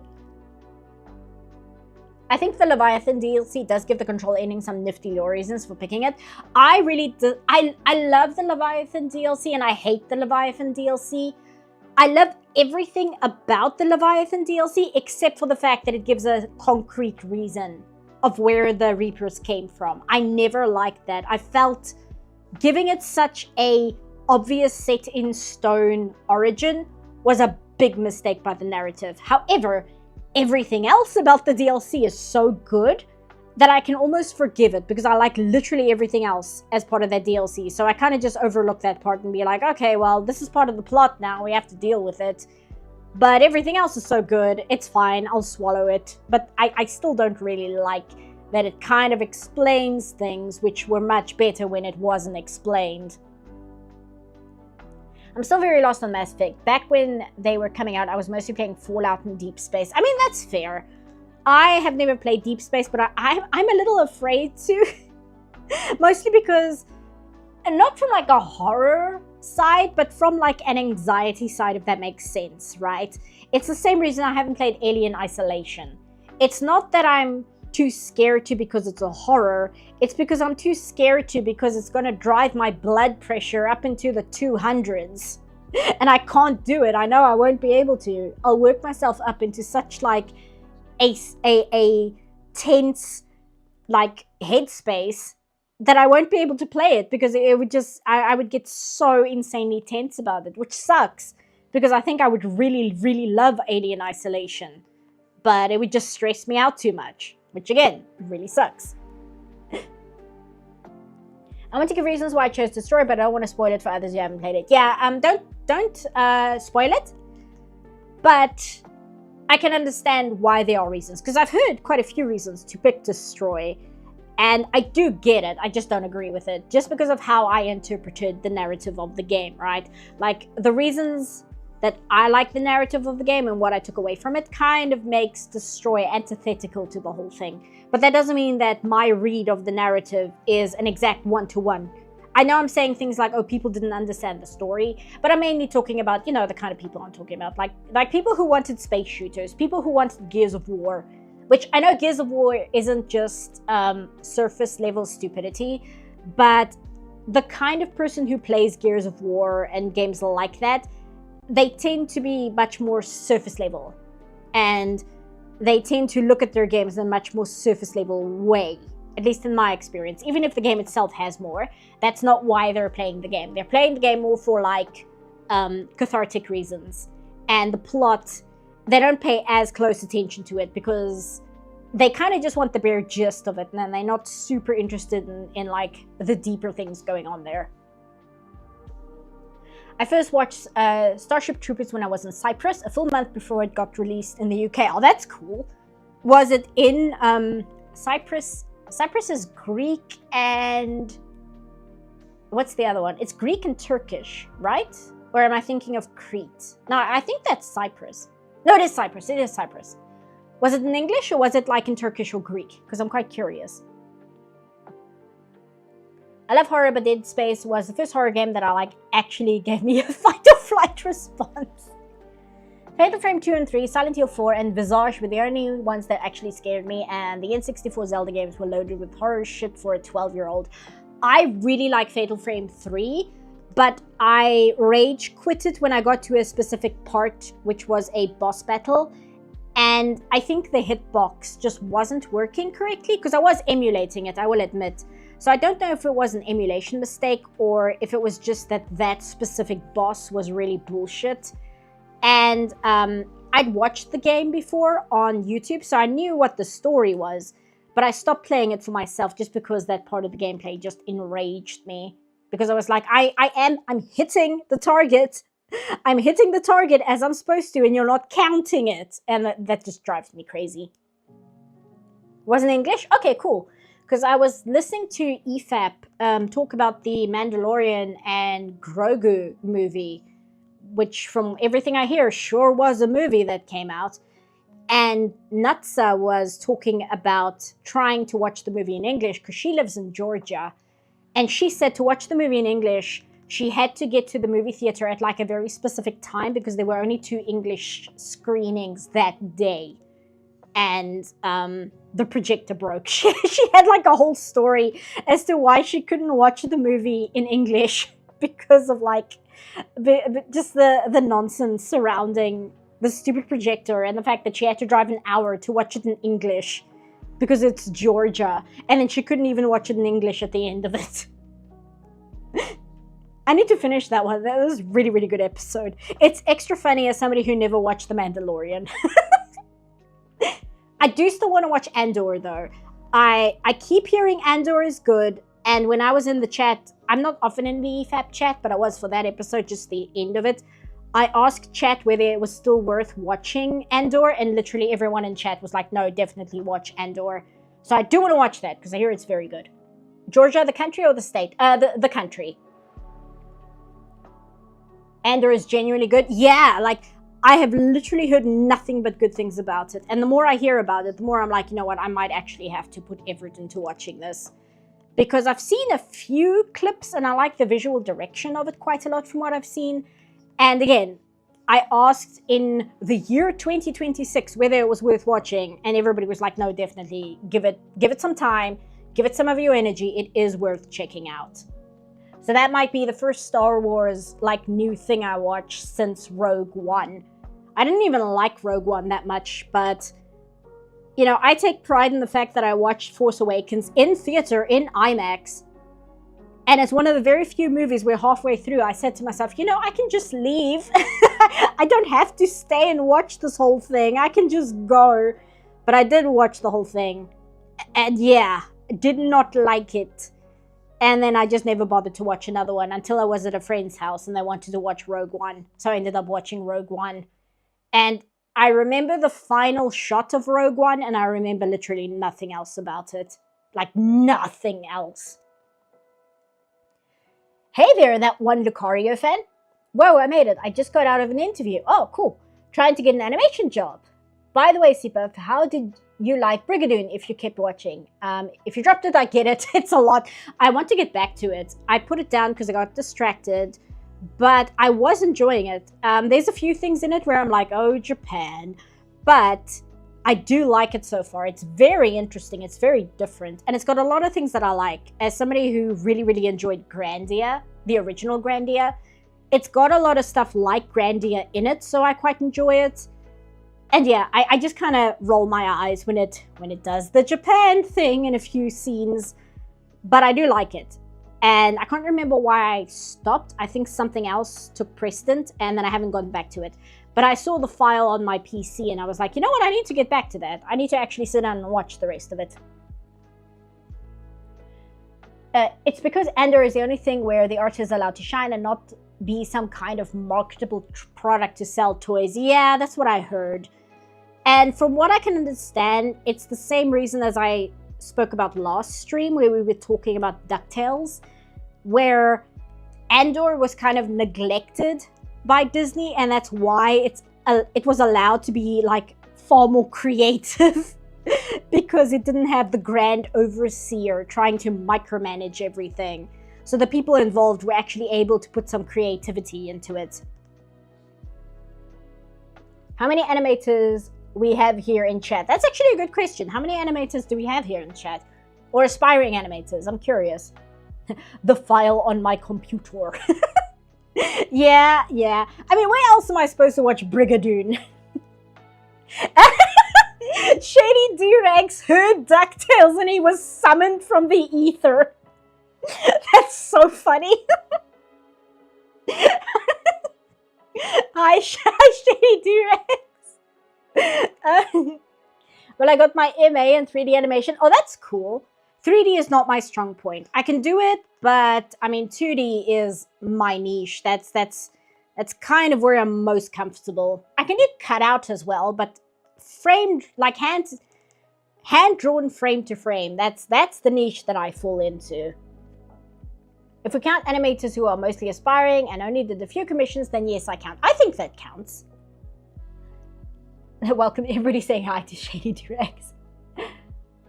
Is your DuckTales video up yet, Durax? Because I want to watch that. Oh no, wait, I should actually watch the show before watching that.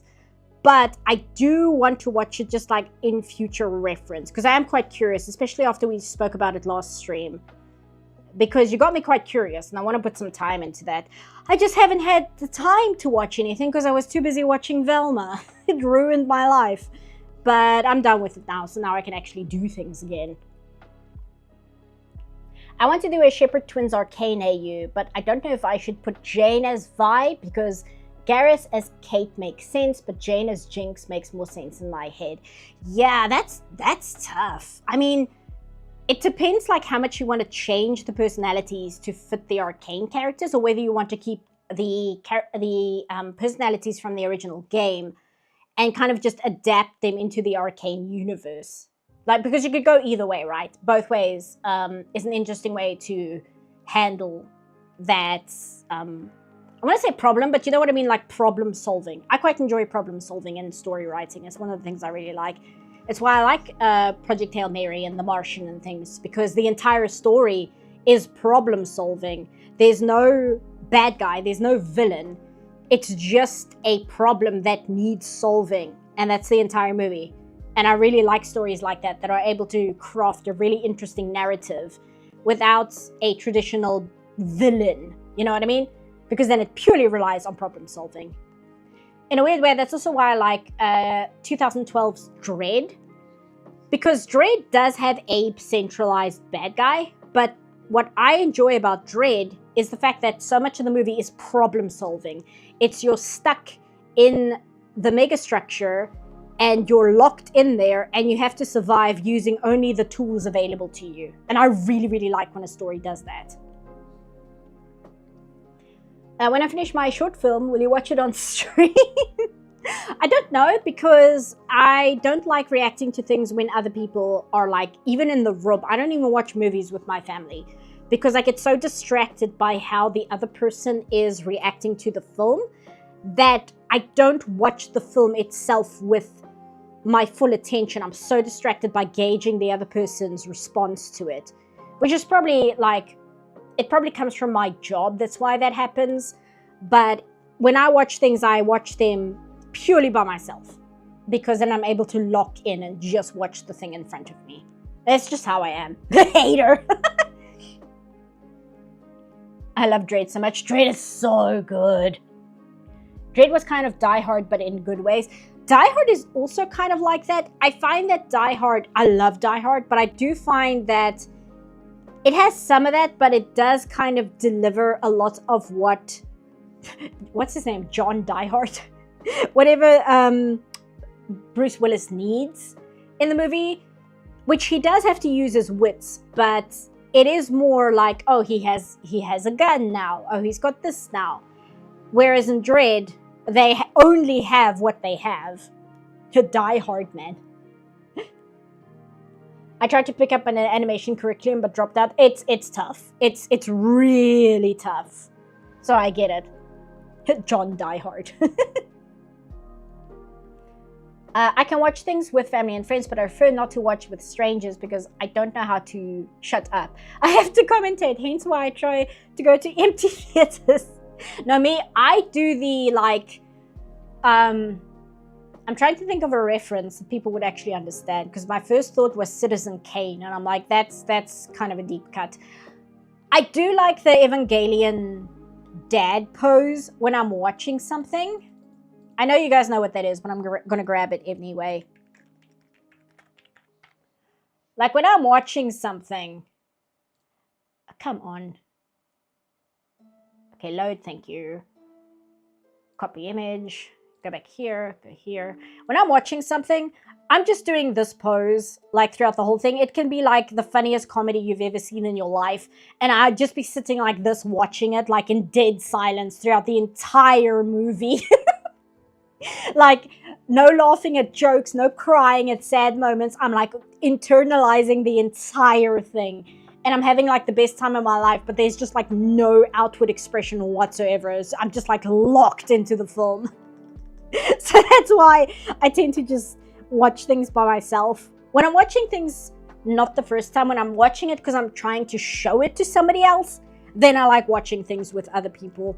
But even then, but even then I will be kind of like watching them out of the corner of my eye to see how they feel about the thing I'm showing them. But when it's just me and I'm trying to like evaluate the thing in front of me, no, then it's just me and it has to be just me.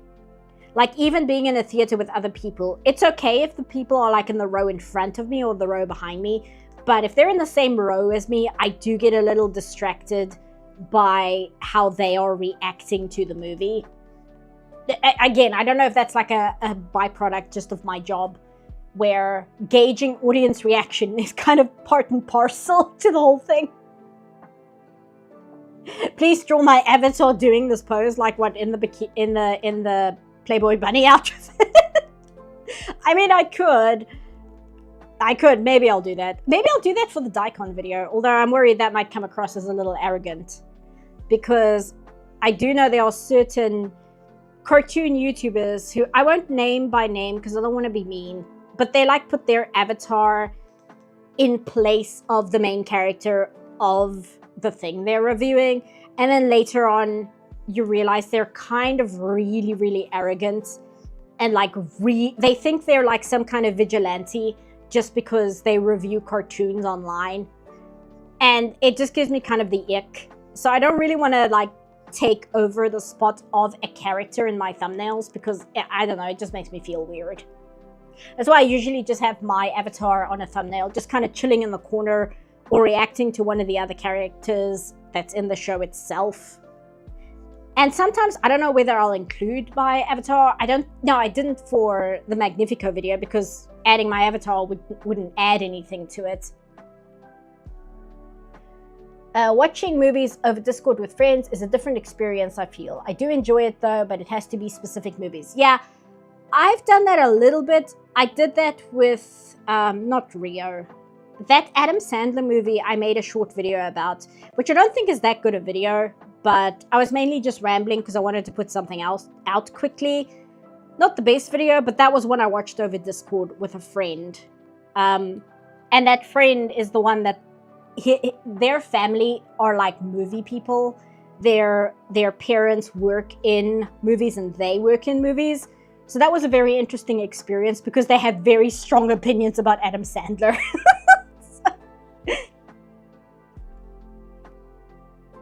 I mean, sure, but doing the Evangelion dad pose.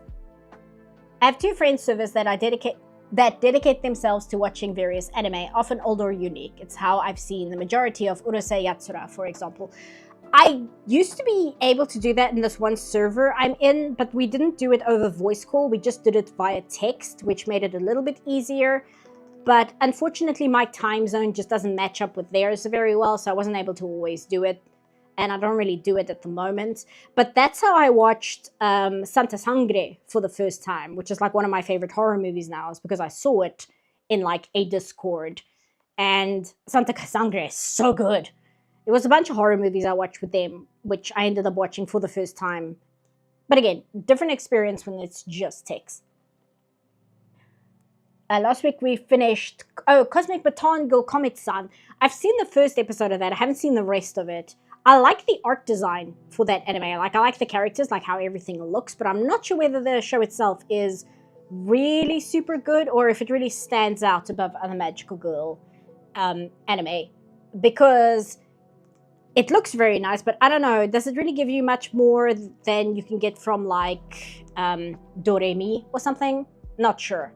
Like I'm genuinely not sure. I'm not being like vague on purpose.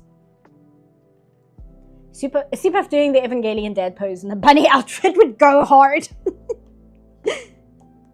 Maybe we can do that if my Patreon manages to go over the tier, so we can do the more dedicated art stream. This thigh is very long, but whatever. Then maybe we'll do that like one day. we'll have me do the dad pose in the bunny suit, or we can maybe do it next free stream or something because it's kind of a shit post. By the way, I'm also currently in a Discord call right now, so my attention is going to hop between this and that stream. The multitasking. Well, I mean, I'm sitting here, I'm streaming, I'm drawing, I'm reading chat, and I'm monitoring my stream health, so yeah. There you go. And I want to get a drink of water. Oh, just grab that. I watched Santa Sangre. It's still the only Jodorowsky I've seen, but I want to watch El Topo. I want to watch Holy Mountain, and I want to watch El Topo, but I'm more interested in the Holy Mountain. I have seen Jodorowsky's Dune, not the movie. I mean the documentary, which is called Jodorowsky's Dune. That is like one of my favorite documentaries in terms of filmmaking. It's so fascinating.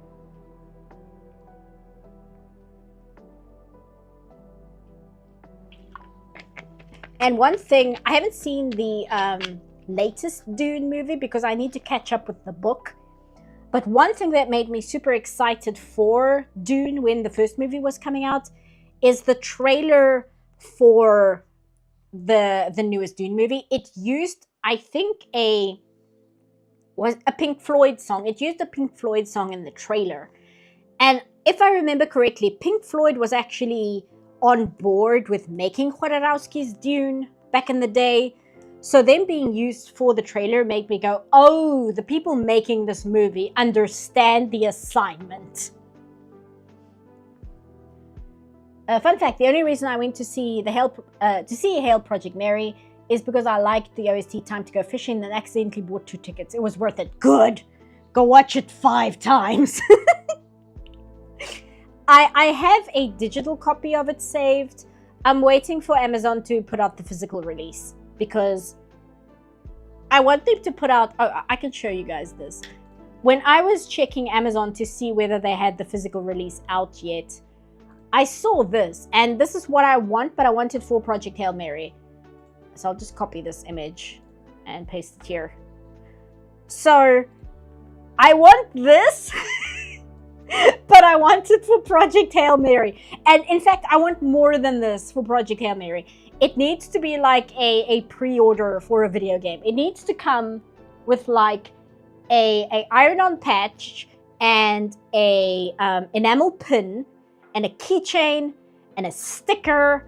And if they really want to shell out, they can add a mini art book. And if they really, really want to make me happy, they can add like a mini statuette. I'll pay like $200, I swear. I will do it. just please give me a special edition. And while you're at it, add the 4-hour director's cut of the movie. I want the full 4 hours. I haven't bought the book. I bought the Project Hail Mary book 3 years ago, and it's sitting on my shelf right now. I'm looking right at it because I really liked The Martian, and I knew it was the same author. And I just haven't touched it yet because I really struggle to sit down and read books, not because of the reading part, but because of the executive dysfunction of having to sit down and start reading. If I can get past the point where I sit down and can start reading, I can read fine.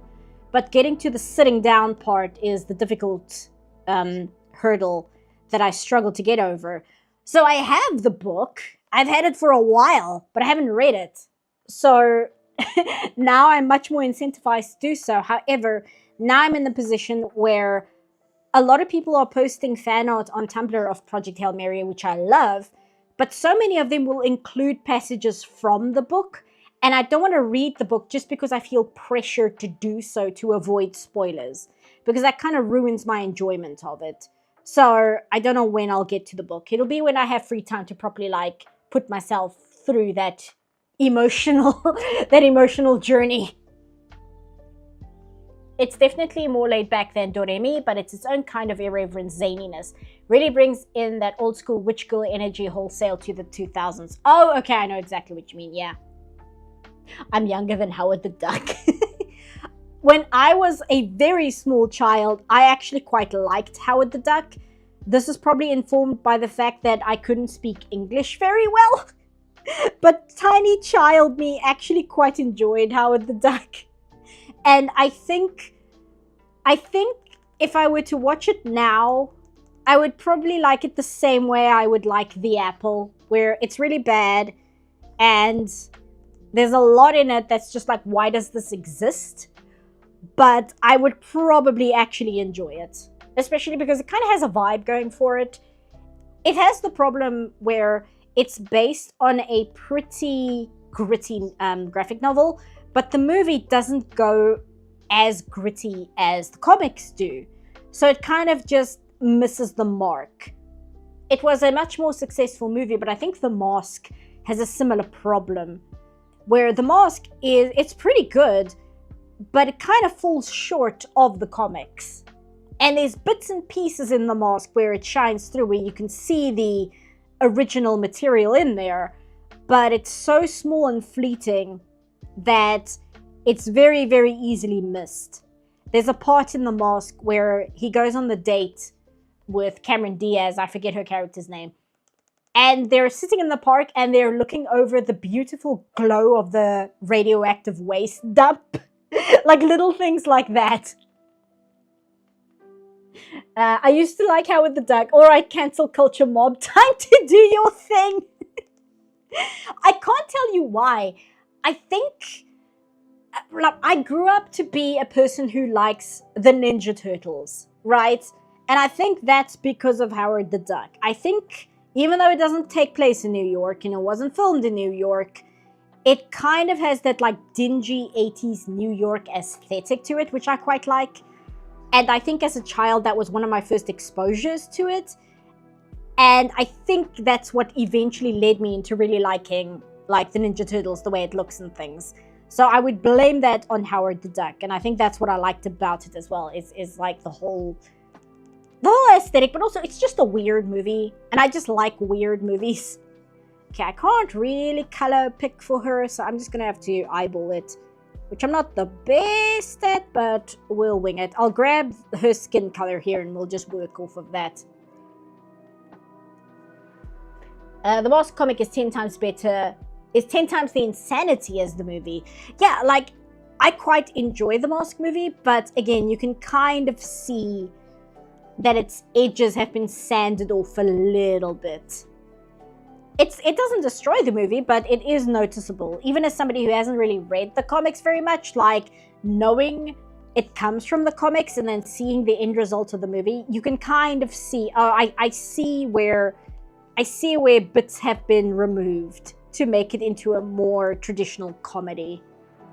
And the fact that they could even get away with how zany the mask is something that could only really have been done in the 90s, because I don't think the movie would be allowed to be as crazy as it is. Or if it does, it would just be, it would be directed by Waititi, and it would be awful and everybody would hate it.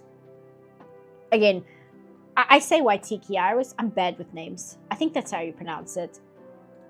But he's doing like the movie adaptation of the Incal, which I mentioned before, and which one it like drives me into a blind rage that he's getting his hands on that. It's because I can envision in my mind's eye what it's going to look like, and it's genuinely going to be awful. And I don't know. I don't know how we got here. I hope that's something that just lands in production hell forever and never actually sees the light of day, because I really, really don't want him to do the Incal. Nobody should do the Incal except the French, quite frankly. It needs to be animated, and it needs to be done by France. It's the only way you could do an animated version of the Incal. I know Jodorowsky himself is not French, but that's like the only movie industry I trust to understand how to do the Incal. I don't know whether that'll actually make it good, but it'll at least be faithful to the original. Oh my, an 80s anime take on it. Looks sweet. Really liking the lead character's design. Oh, okay, sorry. Kevin is talking. Oh, you're talking about the mask. Okay. Okay, you guys are having a conversation. Sorry, I thought you were addressing me. I must go to my work here instead. Okay, see you, Kevin. Thanks for hanging out. Sorry, I got really sidetracked and confused there. I can multitask pretty well when I stream, but sometimes I get a little bit derailed. And then I have to stop for a moment and just make sure I'm on the same page as everyone else. But I mean, that's how it goes, right? Talking about the anime Three Musketeers, haven't seen that. I did grow up watching Dogtanian, which does that count as an anime? It was a joint production between Japan and Spain. So I don't know whether we count that as an anime or not. It depends whether you decide if Moomin is an anime or not, which a lot of people count Moomin as an anime. I don't really myself, but it is kinda, but it isn't. Any thoughts on Gamerverse? I need to watch it because I've been stuck in the Velma mines, but I will admit I'm not a big fan of Rubber Ross. Like the stuff he does. He as a person is whatever. Why is my screen buffering? Let me know if I'm still here, guys, because the video is buffering here and it's making me scared. Because sometimes YouTube just lets me down. Let me know if I'm still here, then I'll give my thoughts on Gamerverse. And I'll just continue coloring in the meantime. Okay, there we go. We're moving again. Okay. As I was saying, I'm not the biggest fan of Rubber Ross's... Oh yeah, fixed immediately? Okay. I'm not a big fan of Rubber Ross's approach to animation, and it's not because I have a problem with him as a person. He did piss me off once in a stream of his, but it was like, what, 6 years ago? And it's like, just get over it, you know, in terms of like why I was upset about it. But I don't really enjoy his sense of humor in animation, and not because it's bad, and not because I think there's something wrong with it. It's just not something I like. And so I'll watch the Game Oververse. What's it called again? Game Oververse. But I am not super hopeful that it'll be up my alley, because I kind of know, like, if it's going to be something like Punch Punch Forever, everybody liked Punch Punch Forever and it's very well done. I'm just not a big fan of it, and it's not because there's something wrong with it. I just don't really like it, and that's just the way it is. It's nobody did anything wrong. I just not the biggest fan of the style. So I'll check it out, but I'm not expecting to be a fan. I hear it's good though. I hear, like, if it's the style of show you like, it is very good. Oh my goodness, you mispronouncing the title just made me realize it's supposed to be a pun. Yes, it's supposed to be a pun, but it also means that I forever get the name wrong because I'm aware of what the pun is supposed to be, and then I always forget how is the pun implemented in the title. That's the part I get tripped up on. Co-productions count as anime? I was wondering that about Cyber 6 a few days ago. Yeah, it's difficult because if you're like, oh, well, if it's a co-production, it has to be counted as an anime. It's like, well, in that case, Animaniacs is an anime because it was animated by TMS, who also did Cyber 6. They also did Batman the Animated Series. They also did Pinky and the Brain. So if you're going to be like, oh, co-productions do count as anime, it's like, well, what about those? Because they were made by a Japanese anime studio. They were made by the people who do Lupin the Third. Anyway. So to me, it's not a scientific method, but I tend to go by vibes. It's like, does this show, if it's a co-production, give me anime vibes? Which is like the worst way to decide things, but I mean, I don't have much else I can go off of. Cory in the House, yes, of course. Cory in the House, the best anime. But yeah, I'll check out, Game Oververse. Game Oververse. I will check it out now that I'm no longer watching Velma or Mindy Kaling interviews, which are somehow worse than Velma. And now that I have free time, and now that I have built my chair and uploaded and been in my comments and like replied to people and said hi and stuff, I've got a little bit more free time now. I hope. We'll see. I don't want to jinx myself by saying I have free time and then it turns out I don't, but we'll see how it goes. No, the best anime is still Nyan Neko Sugar Girls. You're right. I forgot about Nyan Neko Sugar Girls. I don't think my enjoyment of Nyan Neko Sugar Girls is ironic anymore. I think I just like it. I think I just enjoy it. I don't even watch it as like a cringe compilation kind of thing. I think I just genuinely find it really funny. I just didn't care for the art style in Gameverse. I kept thinking this action scene would look more impressive if it wasn't missing frames. Yeah, I'll check out the frame thing because I was actually having a discussion about that with my friend who is working on an anime at the moment, I believe. I believe he's been contracted to work on it. Last I heard, he got the contract because that was a thing he was dealing with, was doing like the test for it. But I believe he got the contract, if I remember correctly. And we were discussing frame rates because obviously anime uses a different frame rate than the West does for the most part. So it'll be interesting to see how Gameverse uses it, because most anime is on 3s or even 4s, depending on the scene. They will go into 2s and 1s for Sakuga, but mainly they stick to 3s. And my friend was saying that he really likes working on 3s. He thinks it gives a very good look. But it depends. So I'll check how Gameverse handled it. Because 3s, you can get very good stuff out of it. Add an S to Game Over. Gameverse. It doesn't work. Game Overs. Game Overs. I think that's it. I don't know why this is tripping me up so bad. Returning to Velma. Oh geez, do we have to? Once well asleep, terrifying thought that creators could have given Thorn a husband voiced by Brandon Keener popped into my head, and that possibility terrified me.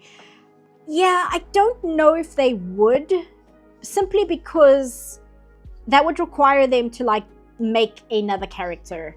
And I really get the impression that the show was made bare bones in terms of writing. Not the character designers, they did an excellent job in the show. But in terms of having to make up a character for them to write about, and they barely give Thorn anything to do, I can't see them deciding to give Thorn a husband just because they would have to deal with him then. And I don't know, like Amber is such a weird character because Amber is basically Gigi. They kicked Gigi out of the show for no reason in particular. There's no reason for them to stop writing Gigi. And then they introduced Amber, and Amber literally is just taking up the space that Gigi filled in season 1. And the Amber is non-binary. I don't know why they wrote Amber to be non-binary, other than to like have brownie points for having a non-binary character, which I'm not often that cynical about inclusion, but in this case it's Velma, and I have heard and seen things about Mindy Kaling and how she feels about that sort of thing. So I feel like Amber really was included just to kind of get the appraisal of including a non-binary character. But then I also don't know why Amber is here. Like, Amber, they have such an important part in the larger plot, but at the same time they could very easily have been that part of the plot could have been Gigi or any of the other previous characters. I don't understand why they included Amber at all. Why are they here? I wondered if you would include the Halloween special. I didn't blame you for editing it as soon as you could.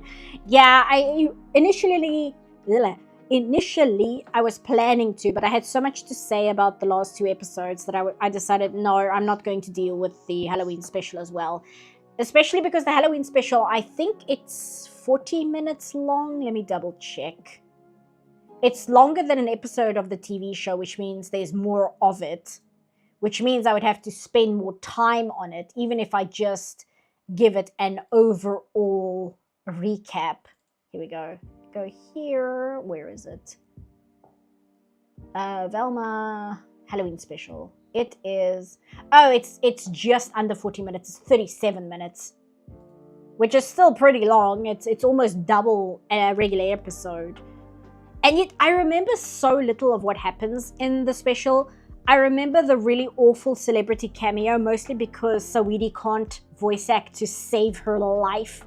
It's like genuinely some of the worst voice acting I've ever heard. I was going to compare it to like the voice acting in like the original Resident Evil, and I was planning to make a joke that even the original Resident Evil's voice acting is better because at least it's iconic and super quotable, whereas Saweetie, it's so bad. It's so bad. It's not just delivery. She can't enunciate. She mumbles worse than I do in a live stream. And she has absolutely no inflection to her voice whatsoever. It's genuinely awful. And then you have like all the established characters fawning over her. And I do admit, I'm somebody, I don't like pop music and the umbrella that's like everything that falls under pop music. I really dislike. I don't like K-pop. I don't like regular pop. I just don't like it. So I don't know who this person is. It's like a celebrity and all the characters are super excited about it, and I'm just like, oh, a pop star. Okay, whatever. And I was gonna make a comment about that where it's like, you really expect me to know who a random pop star is? Like, I listen to metal and like Mallsoft and Vaporwave and Synthwave. You think I'm gonna care about a random pop star I've never heard of before in my life, whereas all the established characters are like falling over themselves, being like, oh my god, it's Saweetie, and I'm like, who? Would you say Slime Boy from High Spice is a better voice actor? Ooh, that is a good question. I think Slime Boy is more successful because although Slime Boy also has some of the worst voice acting ever, Slime Boy was written that way with intent. Whereas Saweetie is supposed to be like a character, right? She's supposed to be a celebrity cameo as you used to get in Scooby-Doo pretty much forever. So she's just meant to be herself. She can't even act herself. Like, Slime Boy is a character. Saweetie is just supposed to be herself. And she can't even act like herself. It's weird. How come you can't behave like a normal person? You're not even playing a character. You're just playing you, and you couldn't even do that correctly. The hell? What type of synth do I dig? I really like The Midnight. I love The Midnight. I like Gunship a lot too. Gunship is really good. But The Midnight, just some of the songs that The Midnight has written are like so next level for me. I actually, if I ever have free time, I want to make an animatic set to The Midnight song, The Comet, because I love that song. And somebody made like an AMV for Explorers from The Midnight, And that's like one of my favorite videos ever. I used to think it was an actual music video until I saw, oh no, this was just done by a fan. So yeah, the Midnight's really, really, really good. Absolutely love them. And yeah, Gunship as well. I actually used a clip of Gunship's music as much as I could get away with in the first part of the Velma reviews. The part where they do the Breakfast Club episode, there's a like the episode intro where I show the episode number. There's a short clip of When You Grow Up, Your Heart Dies, which is a Gunship song, which is a quote from the Breakfast Club. I wonder if High Spice will ever come out too. I don't remember. I don't entirely care whether or not it comes out, but I still wonder about it sometimes. I don't think so, because they don't have anything made for a season 2, and it was essentially laughed off the internet, so I can't see anybody, like a publisher, for lack of a better word, a distributor, seeing it being worth the risk. Because unless they try and do it ironically, and even then they would wait a good few years before they try and do it ironically, but I think they would just view it as too much of a joke with no like profit behind it. They're not going to make money. Even like rage baiting people, they're not going to make money off of it, so they won't do it, because doing it will essentially just be a mark on their reputation for trying. Because the only reason Velma has a season 2 is because it was already in production when they ended season 1, because they ordered 2 seasons up front. When you think about it, being awkward is technically everyone failing to play themselves correctly. It's just weird when it's a celebrity and everybody is acting like they're Ariana Grande, like, because that's literally the level of celebrity worship on screen, and they are talking like a skinwalker. It's very, very strange. Oh yeah, the Midnight just had a collab with Carpenter. Last Night in Paris was a killer. I need to listen to that. Carpenter had a collab with Gunship on Tech Noir, which is really good. Oh, it's such a good song. It's not my favorite Gunship song, but I really like it. And Tech Noir is the bar in the first Terminator movie. So Gunship made a song based on the first Terminator, which was a collab with Carpenter. And it's really good. What are we drawing? We are drawing the bunny girl from Daikon 4. And I should actually be ending the stream because it's been 2 hours, but we're almost done, so we'll just finish her off. I would like to see whatever scraps or concepts they did for season 2. Yeah, I don't know, because season 1 was such a mess in terms of making it, from what I understand. Like, they were boarding without actually having written a script yet, and not like in the normal way where you have a show which is board driven. It's like they started making the episode before they even knew what the story was, and it really shows in the final product. And I don't know whether there would be any scraps for season 2 other than like Ray Rodriguez's headcanons for what he wanted to do, which is not the same thing, but he approached the show the same way a person on Tumblr talks about their OCs, which is why the show is terrible in a lot of ways. Ariana Grande. I Got In Spice was bad in a way more amusing and interesting way than Velma. Yeah, it was. Absolutely it was. And it's like I said in the Velma video, it's because Velma, it's too polished to be interesting.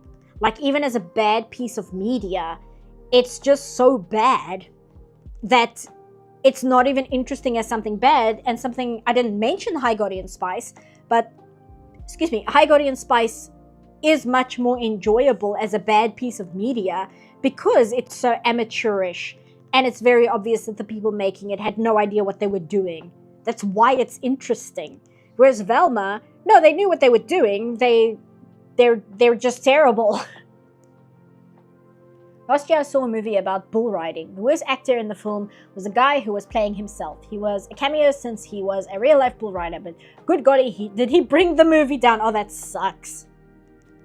It's rough when that happens, like in a movie. Like, I'm clowning on Saweetie, but now that you say that, I haven't seen the movie itself, but I've seen clips of Talladega Nights, and they had some of the NASCAR races in it, just doing cameos, playing themselves. and they're not good actors, like, at all.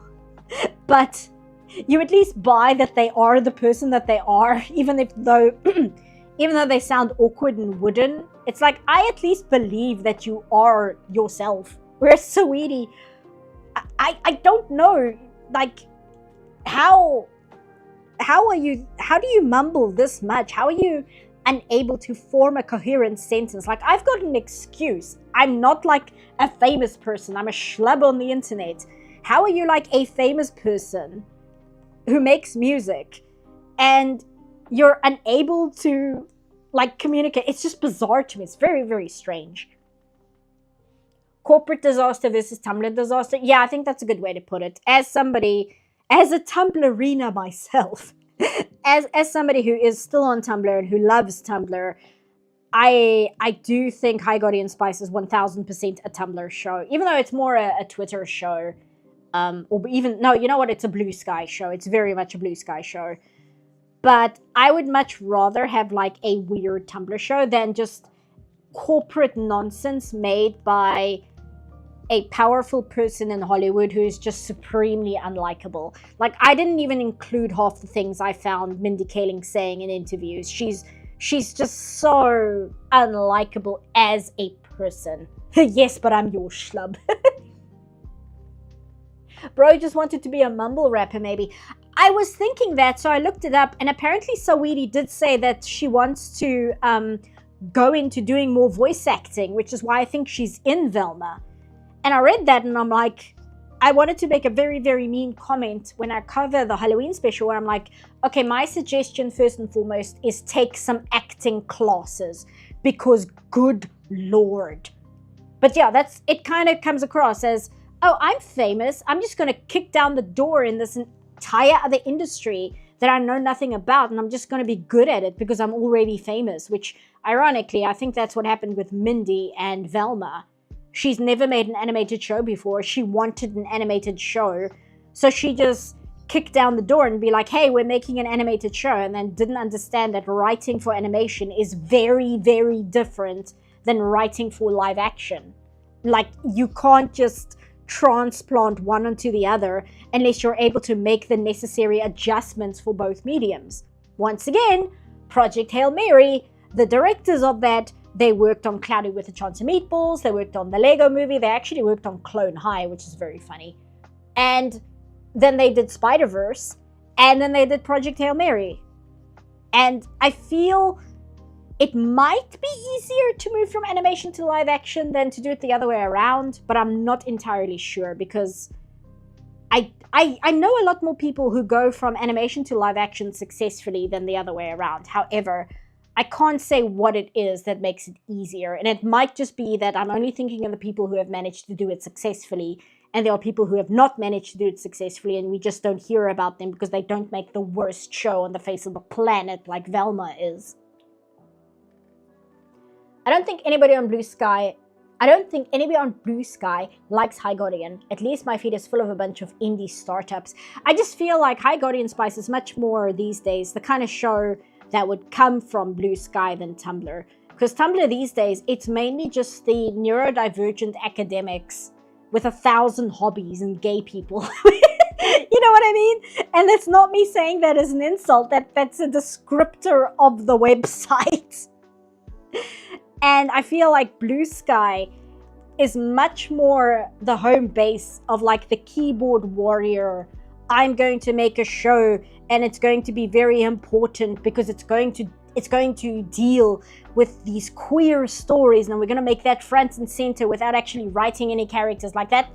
That feels a lot more like a Blue Sky product than a Tumblr product. Tumblr has its own weird products, but I feel the people who would make that kind of product have kind of moved to Blue Sky. They did go to Twitter, but now they've gone to Blue Sky.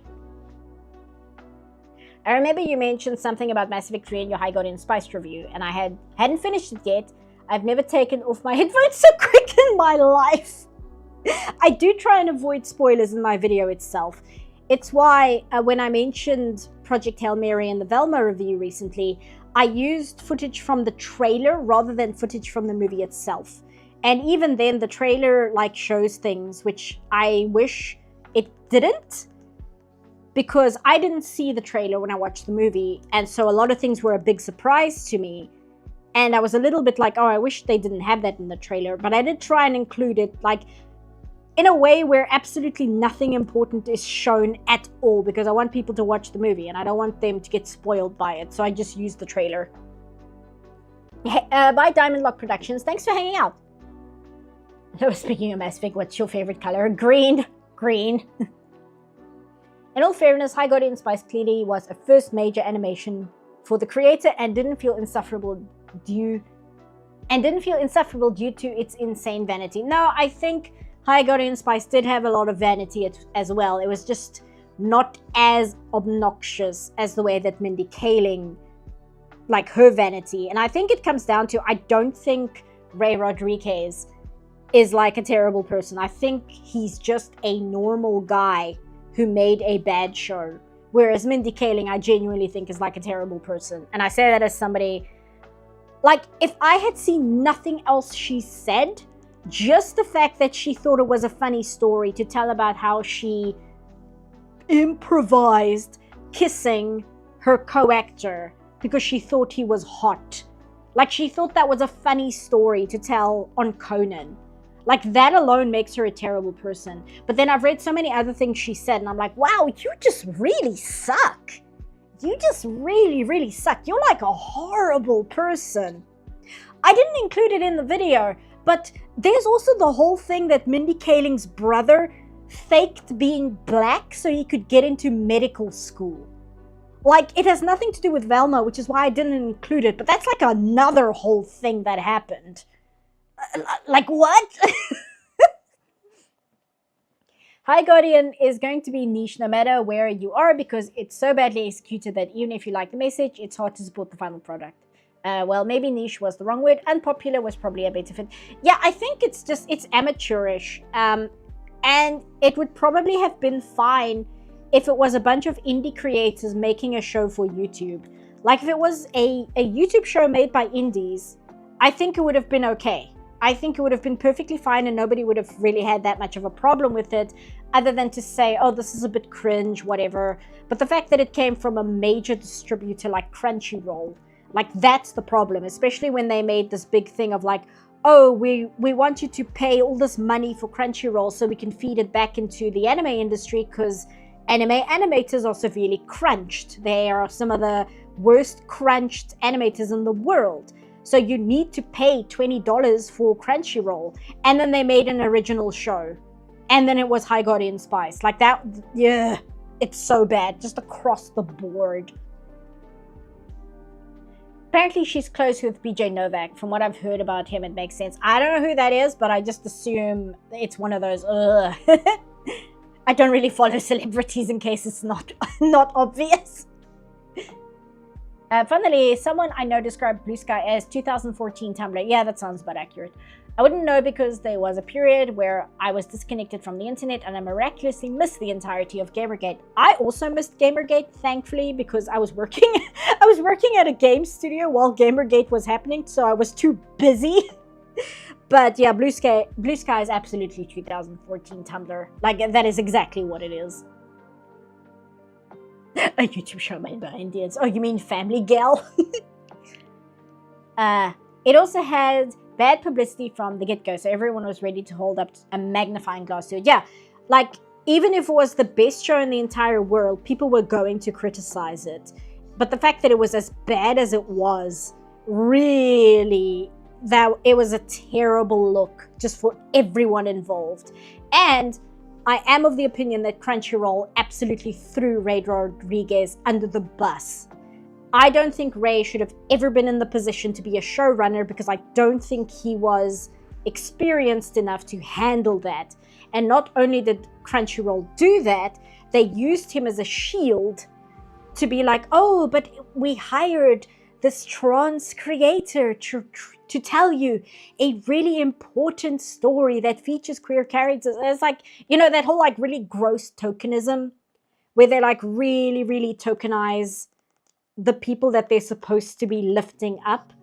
And then they just like kind of hid behind him. And then when the show was terrible, Crunchyroll was like, yeah, oh, Ray, he made a terrible show. It's really gross. All of it is gross.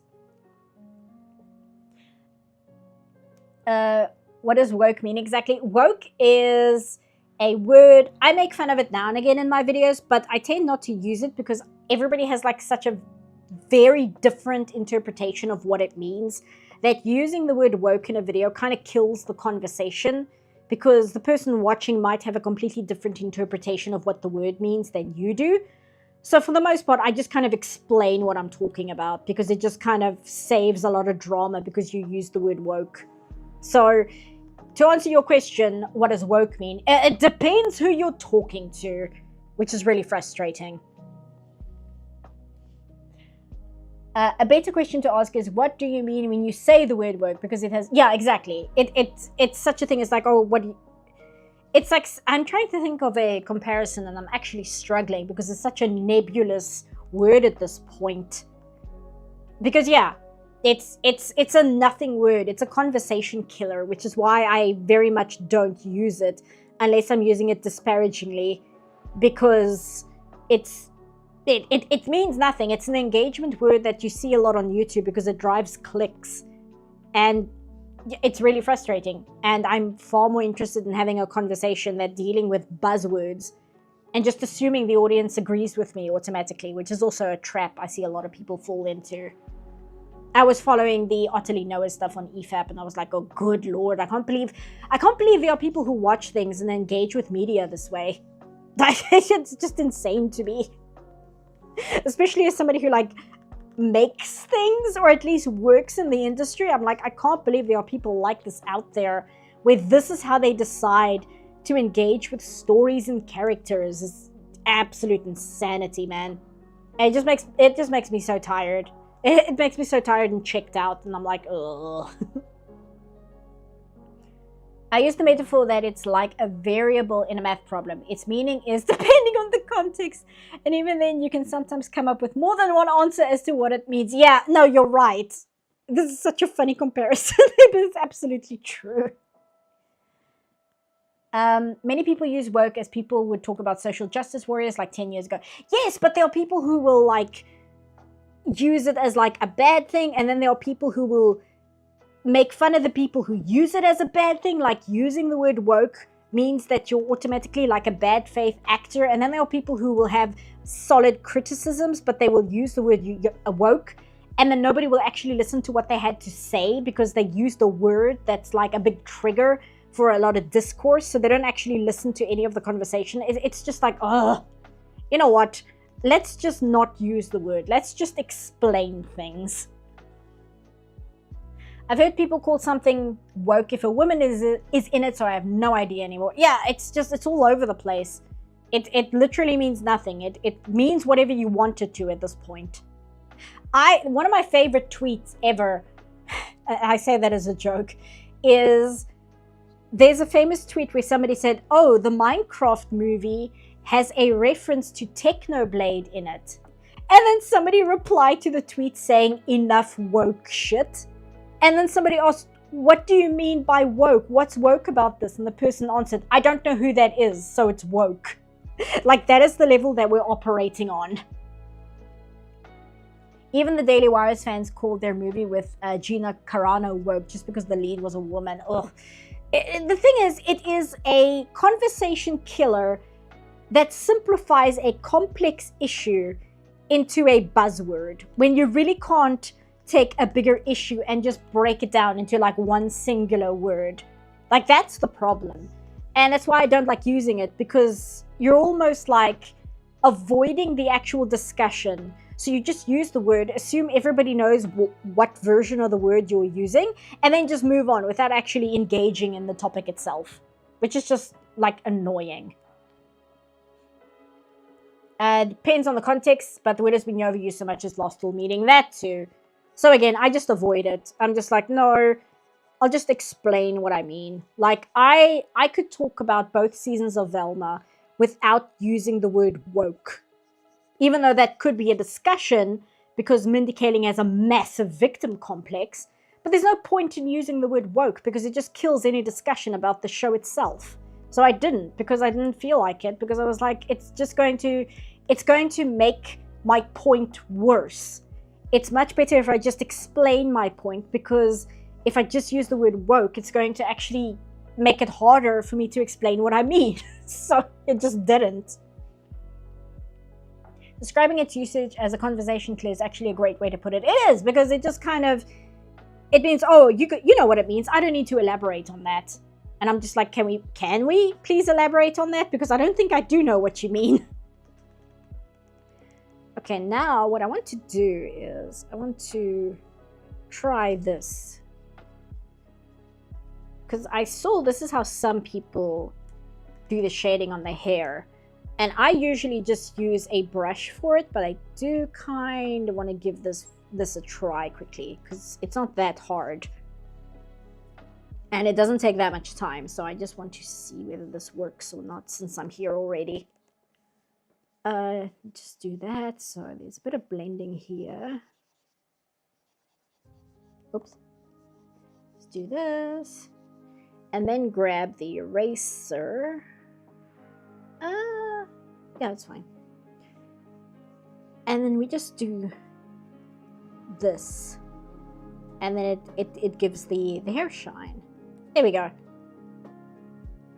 Still learning how to do it this way, but I've been seeing a lot of people on Clip Studios like home screen do it this way, and I was like, that would actually give me a lot more control over hair shine rather than just relying on the brush to go wherever.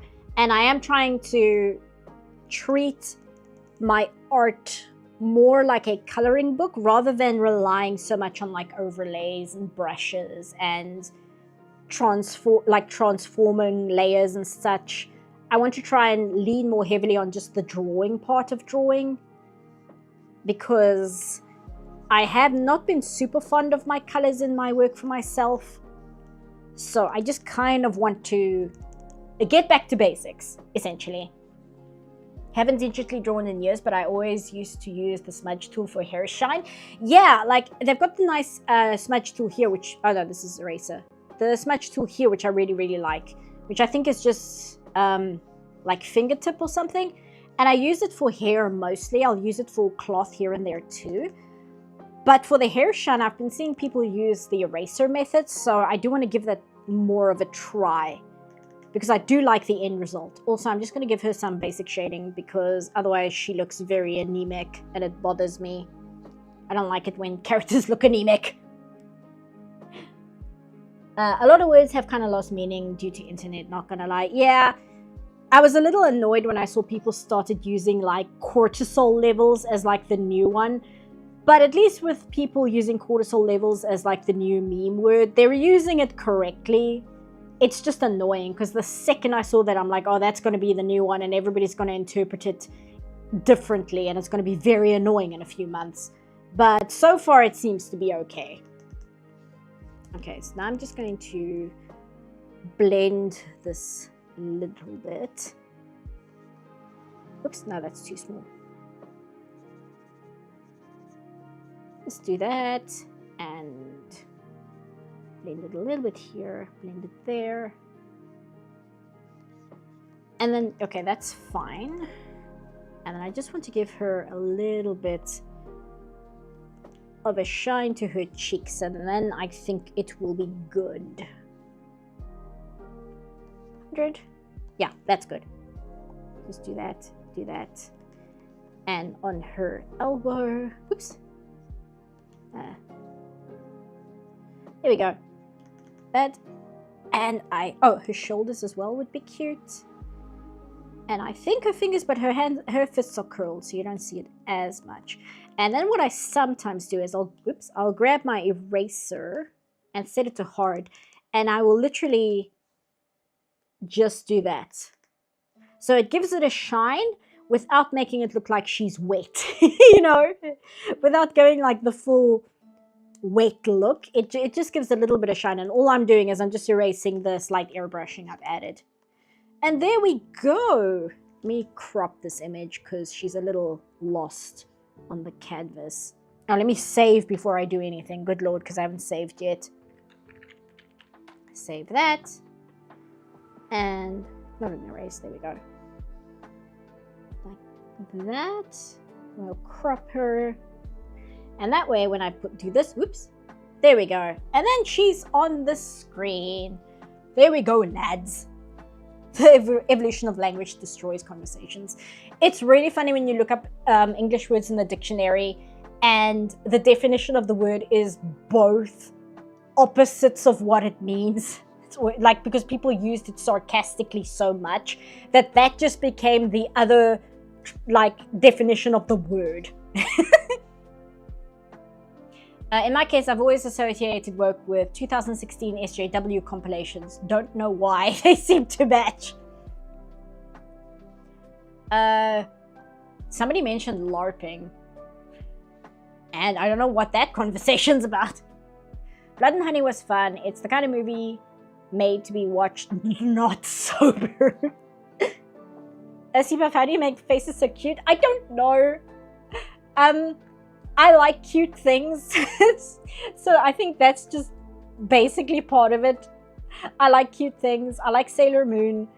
So I think I used to draw characters like much more overly exaggeratedly cute, like to an obnoxious degree.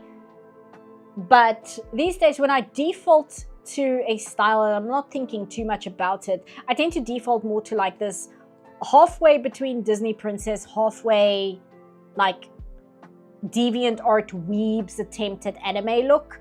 But if you look at, I'm going to bring it up again. If you look at the picture I drew of Grace, which I spend much more time on. Where are you, Grace? There you go. If you look at Grace, yes, he's still like soft, but he doesn't have like that much of like the cutesy look, which I tend to default to when I'm just drawing off the fly and I'm not thinking too much about what I'm doing. So yeah, it depends. He kind of looks a bit like he's from El Dorado now that I look at it. Also, I gave him extra eye shine mainly because the image is like zoomed out and it just makes it a little bit more obvious. If I was going to upload the picture more like this, I wouldn't have the eye shine like that exaggerated, but it's more like we're taking a step back. That's why that's like that. But yeah, that's my rough approximation for why my art is like that. The word literally now has a definition of figuratively in a good chunk of dictionaries, and it annoys me as much. Yeah, that's I'm with you on that one. Is really annoying. I use literally. The sentence is grammatically correct and I hate it. I was going to say El Dorado, same brain. Yeah, I for a long time wanted to make a video on the road to El Dorado, specifically talking about how accurate a lot of the, like, not history in terms of events, but history in terms of the pre-Columbian, like, visuals of that movie, because it's so well done. It's so well researched. However, I very quickly realized that I do not have the expertise or knowledge to be able to properly explain how well researched the pre-Columbian culture is in the road to El Dorado. And I did email the consultant who worked on El Dorado. Specifically, he worked on the architecture, like what the buildings themselves look like in El Dorado, based on actual Mayan culture, but he never got back to me. Which I don't blame him. He's like a professor at a university. I mean, I'm like a rando asking him about a movie he worked on like 20 years ago. But that is something I really would have liked to talk about. And if I ever do, I don't know, because I would have to do so much research. That's like 5 years of research or something. You know, if I do so much research just talking about Disney movies, can you imagine the research I would have to do to talk about pre-Columbian cultures as represented in The Road to El Dorado, if that is the specific topic of the video? That's a lot. I love Road to El Dorado. It's so good. The movie has flaws in it, but I still think it is an absolutely genius movie, even though it has problems, and its problems came from Katzenberg, the reoccurring villain of this channel. But despite the problems that Katzenberg caused with the movie, I do think the end product is really good. I remember when I was studying animation, they actually brought up The Road to El Dorado as like an example for character writing and acting that's like pinnacle in terms of like establishing character relationships to each other without writing exposition. And then they used Miguel and Tulio as an example of how to do that in animation. It's really good. Like, university professors are using it as examples to the students. I am so looking forward to when you dive back into the Disney retrospective. Was rewatching those recently. Yes, those are very much on my mind. And it's probably a good thing I bought Disney's biography and The Illusion of Life after I had finished the golden and silver and bronze age of Disney, because otherwise I would have to do so much extra reading, because I love making extra work for myself. But The Illusion of Life was published before The Little Mermaid, and obviously Disney's biography does not cover the part of Disney where he wasn't alive. So I just need to like watch the Renaissance movies as they are. I need to watch Howard, which I'm a little scared to watch because it's going to make me very sad. And when I get back to the Disney stuff, I'm talking about the Goofy movie, because I love the Goofy movie. And none of the other people who like do the Disney retrospectives, they never do the Goofy movie because, it's by Toon Disney. So it's not by Walt Disney Pictures, so it doesn't count. And I'm like, bullshit, it doesn't count. Why won't you talk about the Goofy movie? It's so good. And it's actually fantastic that I took a break from the retrospective, because now there's a documentary out about the making of the Goofy movie with the main villain being Katzenberg. So now I get to watch the documentary on how they made the Goofy movie and Katzenberg cocking the whole thing up. And I can like add that to my Disney retrospective. So in the end, it all worked out. But yeah, I have to watch Howard. I'm very scared to watch Howard. It's going to make me very sad and angry and upset. But if I'm going to talk about The Little Mermaid, I need to watch Howard. Because even though I'm not going like too deeply into the making ofs, because otherwise every single movie would be like an hour video, I do kind of just want context of what was happening around it. And Howard Ashman is... No, not Howard the Duck.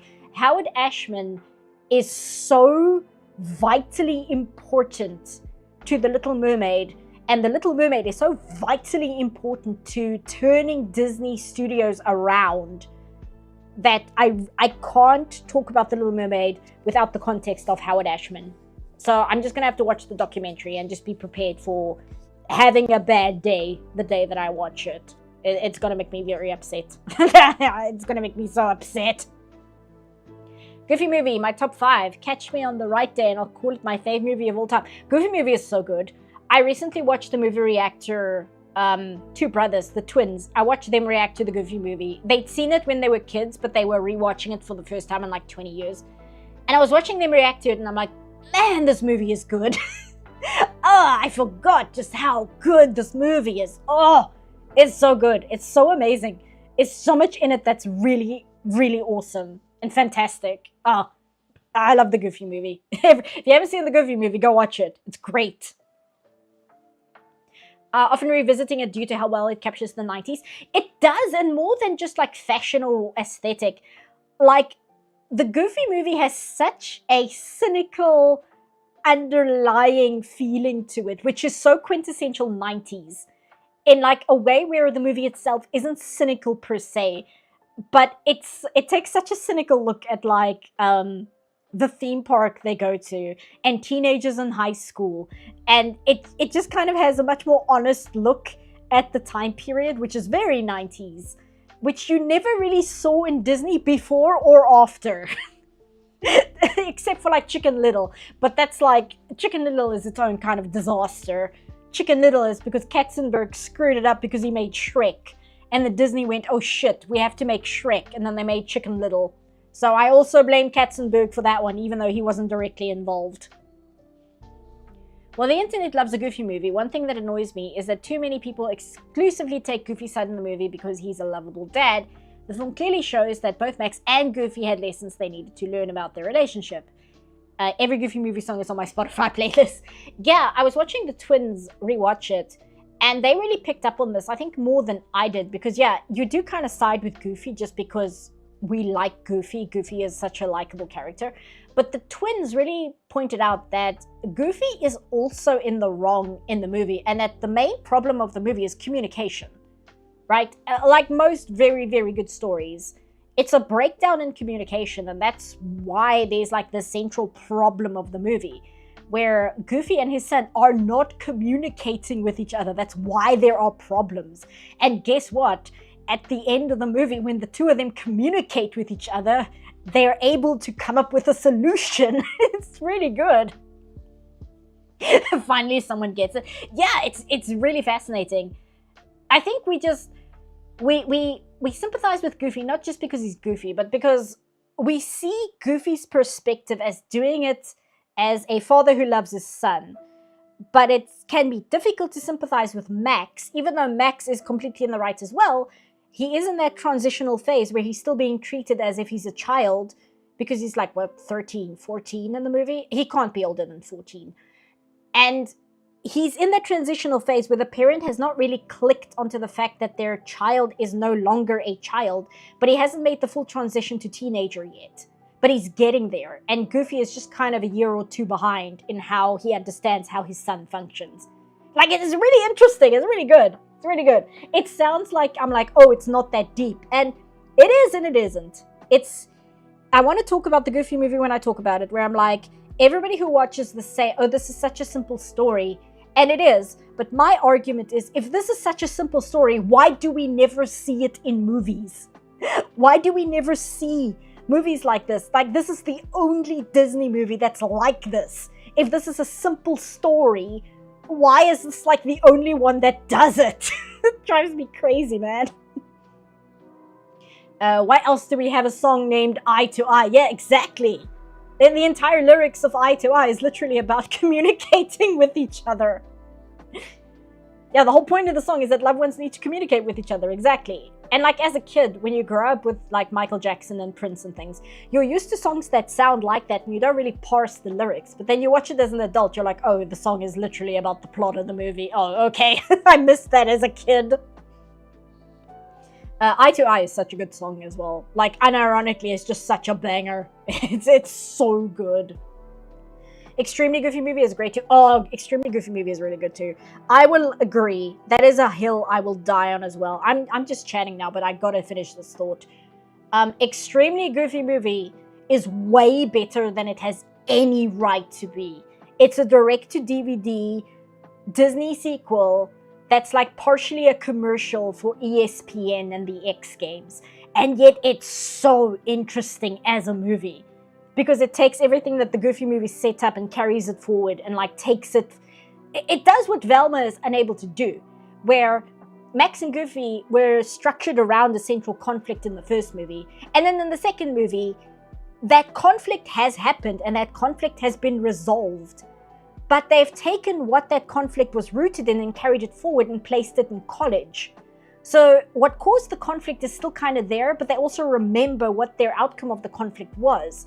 And so the new thing they have to deal with, it's rooted in what already happened, but it's not just a repeat of it. They're not just doing the same thing. They've evolved it onto, you would see, between a parent and child when that child goes off to college. It's really good. And they did this in a straight-to-DVD Disney movie. Also, I was listening to Last Podcast on the Left, and let me just get the name right, because I heard this and I was like, that is insane. Extremely Goofy movie. I say villain, but Bradley Uppercrust III. That's it. And he is part of the leader of the Gamma Mumu, which is the fraternity. That's the word I'm looking for. Okay. So Gamma Mumu, which is the fraternity, is a pun of an actual fraternity. Let me just check what it's called. Gamma Mu. Okay. Gamma Mumu is based on the real fraternity Gamma Mu. And the real fraternity of Gamma Mu in the 80s and 90s was an open secret that it was essentially a gay hookup fraternity. I'm not... Let me just read what it says. No, not the Goofy Moo one, the real one. Gamma Moo was a secret social club consisting of wealthy elite and often closeted gay men. Yeah, it refers to direct matrix and quantum. Oh no, that's whatever. That's stupid AI. But yeah, it's a social club that was that was exclusively for closeted men to hook up with other gay men. And they named that the fraternity in the Extremely Goofy movie for a very, very specific reason, which is really funny. So yes, Extremely Goofy movie basically confirms that Bradley Uppercrust III is closeted gay. Like, that is not like a theory, that is literally in the text of the movie. And it's really funny. And it kind of gives a whole nother layer to the movie when you watch it. If you understand what's going on, suddenly a lot of things fall into place and you're like, oh, that's why he's like that. Oh no. The movie just got 1,000% better. It's amazing. And I learned this on a true crime podcast. So that's your secret, the secret lore of Extremely Goofy movie. Make like a horrible clickbait video about that. The secret lore of the Extremely Goofy movie you never knew. And it would actually be like entirely accurate. But I would somehow just take like that piece of trivia and I would stretch it to like 20 minutes. And I would make like 3 million views on YouTube. Now I'll just save it as like a funny thing in like the Disney retrospective, because it's such a deep cut. It's such a deep cut that, again, I only learned this from a true crime podcast. This is the people making this thing, like slipping in these like very, very deep cut jokes in this Disney sequel from 2000. It's so funny to me. Do I consider Yu-Gi-Oh! To be a good anime? I consider Yu-Gi-Oh! To be the anime of all time. That is the best way I can describe it. I can't say it's bad, I can't say it's good, but it's definitely an anime. They were playing volleyball in the opening too? Oh, you're right, they were. Oh, man, they really weren't subtle. You love my laugh? I'm glad. Because I've been laughing my head off at stupid shit this whole stream. Mostly because I'm so tired. I did the gym. Gym killed me. Then my chair broke and I had to assemble a chair the day after I was like doing a full set at the gym. So today I was just like flat on the floor the entire day. But yeah, Extremely Goofy movie. Really, really good. Like, unironically, a really good movie. I mean, Inside Out had the "there's no bears in San Francisco" joke too. Yeah, I guess. I do think this one's a little more clever though, because it's so hidden. It's like, unless you know, literally nobody is gonna pick up on this. Unless you like know about Gamma Moo, and unless you know what Gamma Moo is, which when the movie came out, I didn't even know if that was public knowledge at the time. I don't think it was, because it was like literally what, the early 2000s, like 2002 or something. So I don't think that was like well known. It's pretty much known now, but I think in the 2000s that was still kind of a inside thing. So the fact that it's in the Disney sequel is really funny to me. If you pretend Seapuff, if you pretend Seapuff is saying gym instead of gym, the sentence is all funnier. Oh no. Yu-Gi-Oh! Introduced kids to gambling and the Shadow Realm. The God bless the Japanese in Konami. It did introduce the Shadow Realm, which is much funnier than like the dub of Dragon Ball Z, where they had like, it's hell in the original Dragon Ball Z, but it's called something else in the dub. I do think the Shadow Realm in Yu-Gi-Oh! Is funnier. And yeah, Yu-Gi-Oh! Has given us a lot, I will say that. But I need to start saying goodnight because it's always almost midnight, and I've gone basically an hour over the free stream. But hey, I had fun, and I hope you guys had fun too. Home for Infinite Losers. Yeah. Oh, that's what it was, the Home for Infinite Losers. See, it's such a stupid name, I forgot that's what it was called. The Shadow Realms should be censored. It should be canonized. It really should. And what would, oh, that's, you know why I'm getting confused is because Vegeta would always be like, I'm going to send you to another dimension. Like, that was always the thing, which again is not as cool as the Shadow Realm. Shadow Realm is just objectively better as a name. Also, the Dragon Ball Z manga is very good. But I'm going to say goodnight. So I'm going to switch here. Let me stop the Morrowind music. Or the lo-fi Morrowind music. And delete. Yeah, I do want to delete the video of Rocky. And I want to put up the ending screen. So I'll transition that. And I will see you guys next month. If the Patreon doesn't hit the tier, we'll still do a free stream because I'm now doing 2 streams a month depending on Patreon. And even if Patreon doesn't hit the goal, then I still do a stream. So I will see you guys. And I'm going to take like 2 weeks off or so and do my own art and my own things before I start working on the next video. And it might be Digital Circus, it might be Disney, probably Digital Circus, and we'll see how long that takes me to get to. Did I transition? Am I still on screen? No, I did transition. Okay. So I will see you guys next time. And I know I used this ending song before, but I want to use it again just because I like it. So, see you guys. Bye. Bye.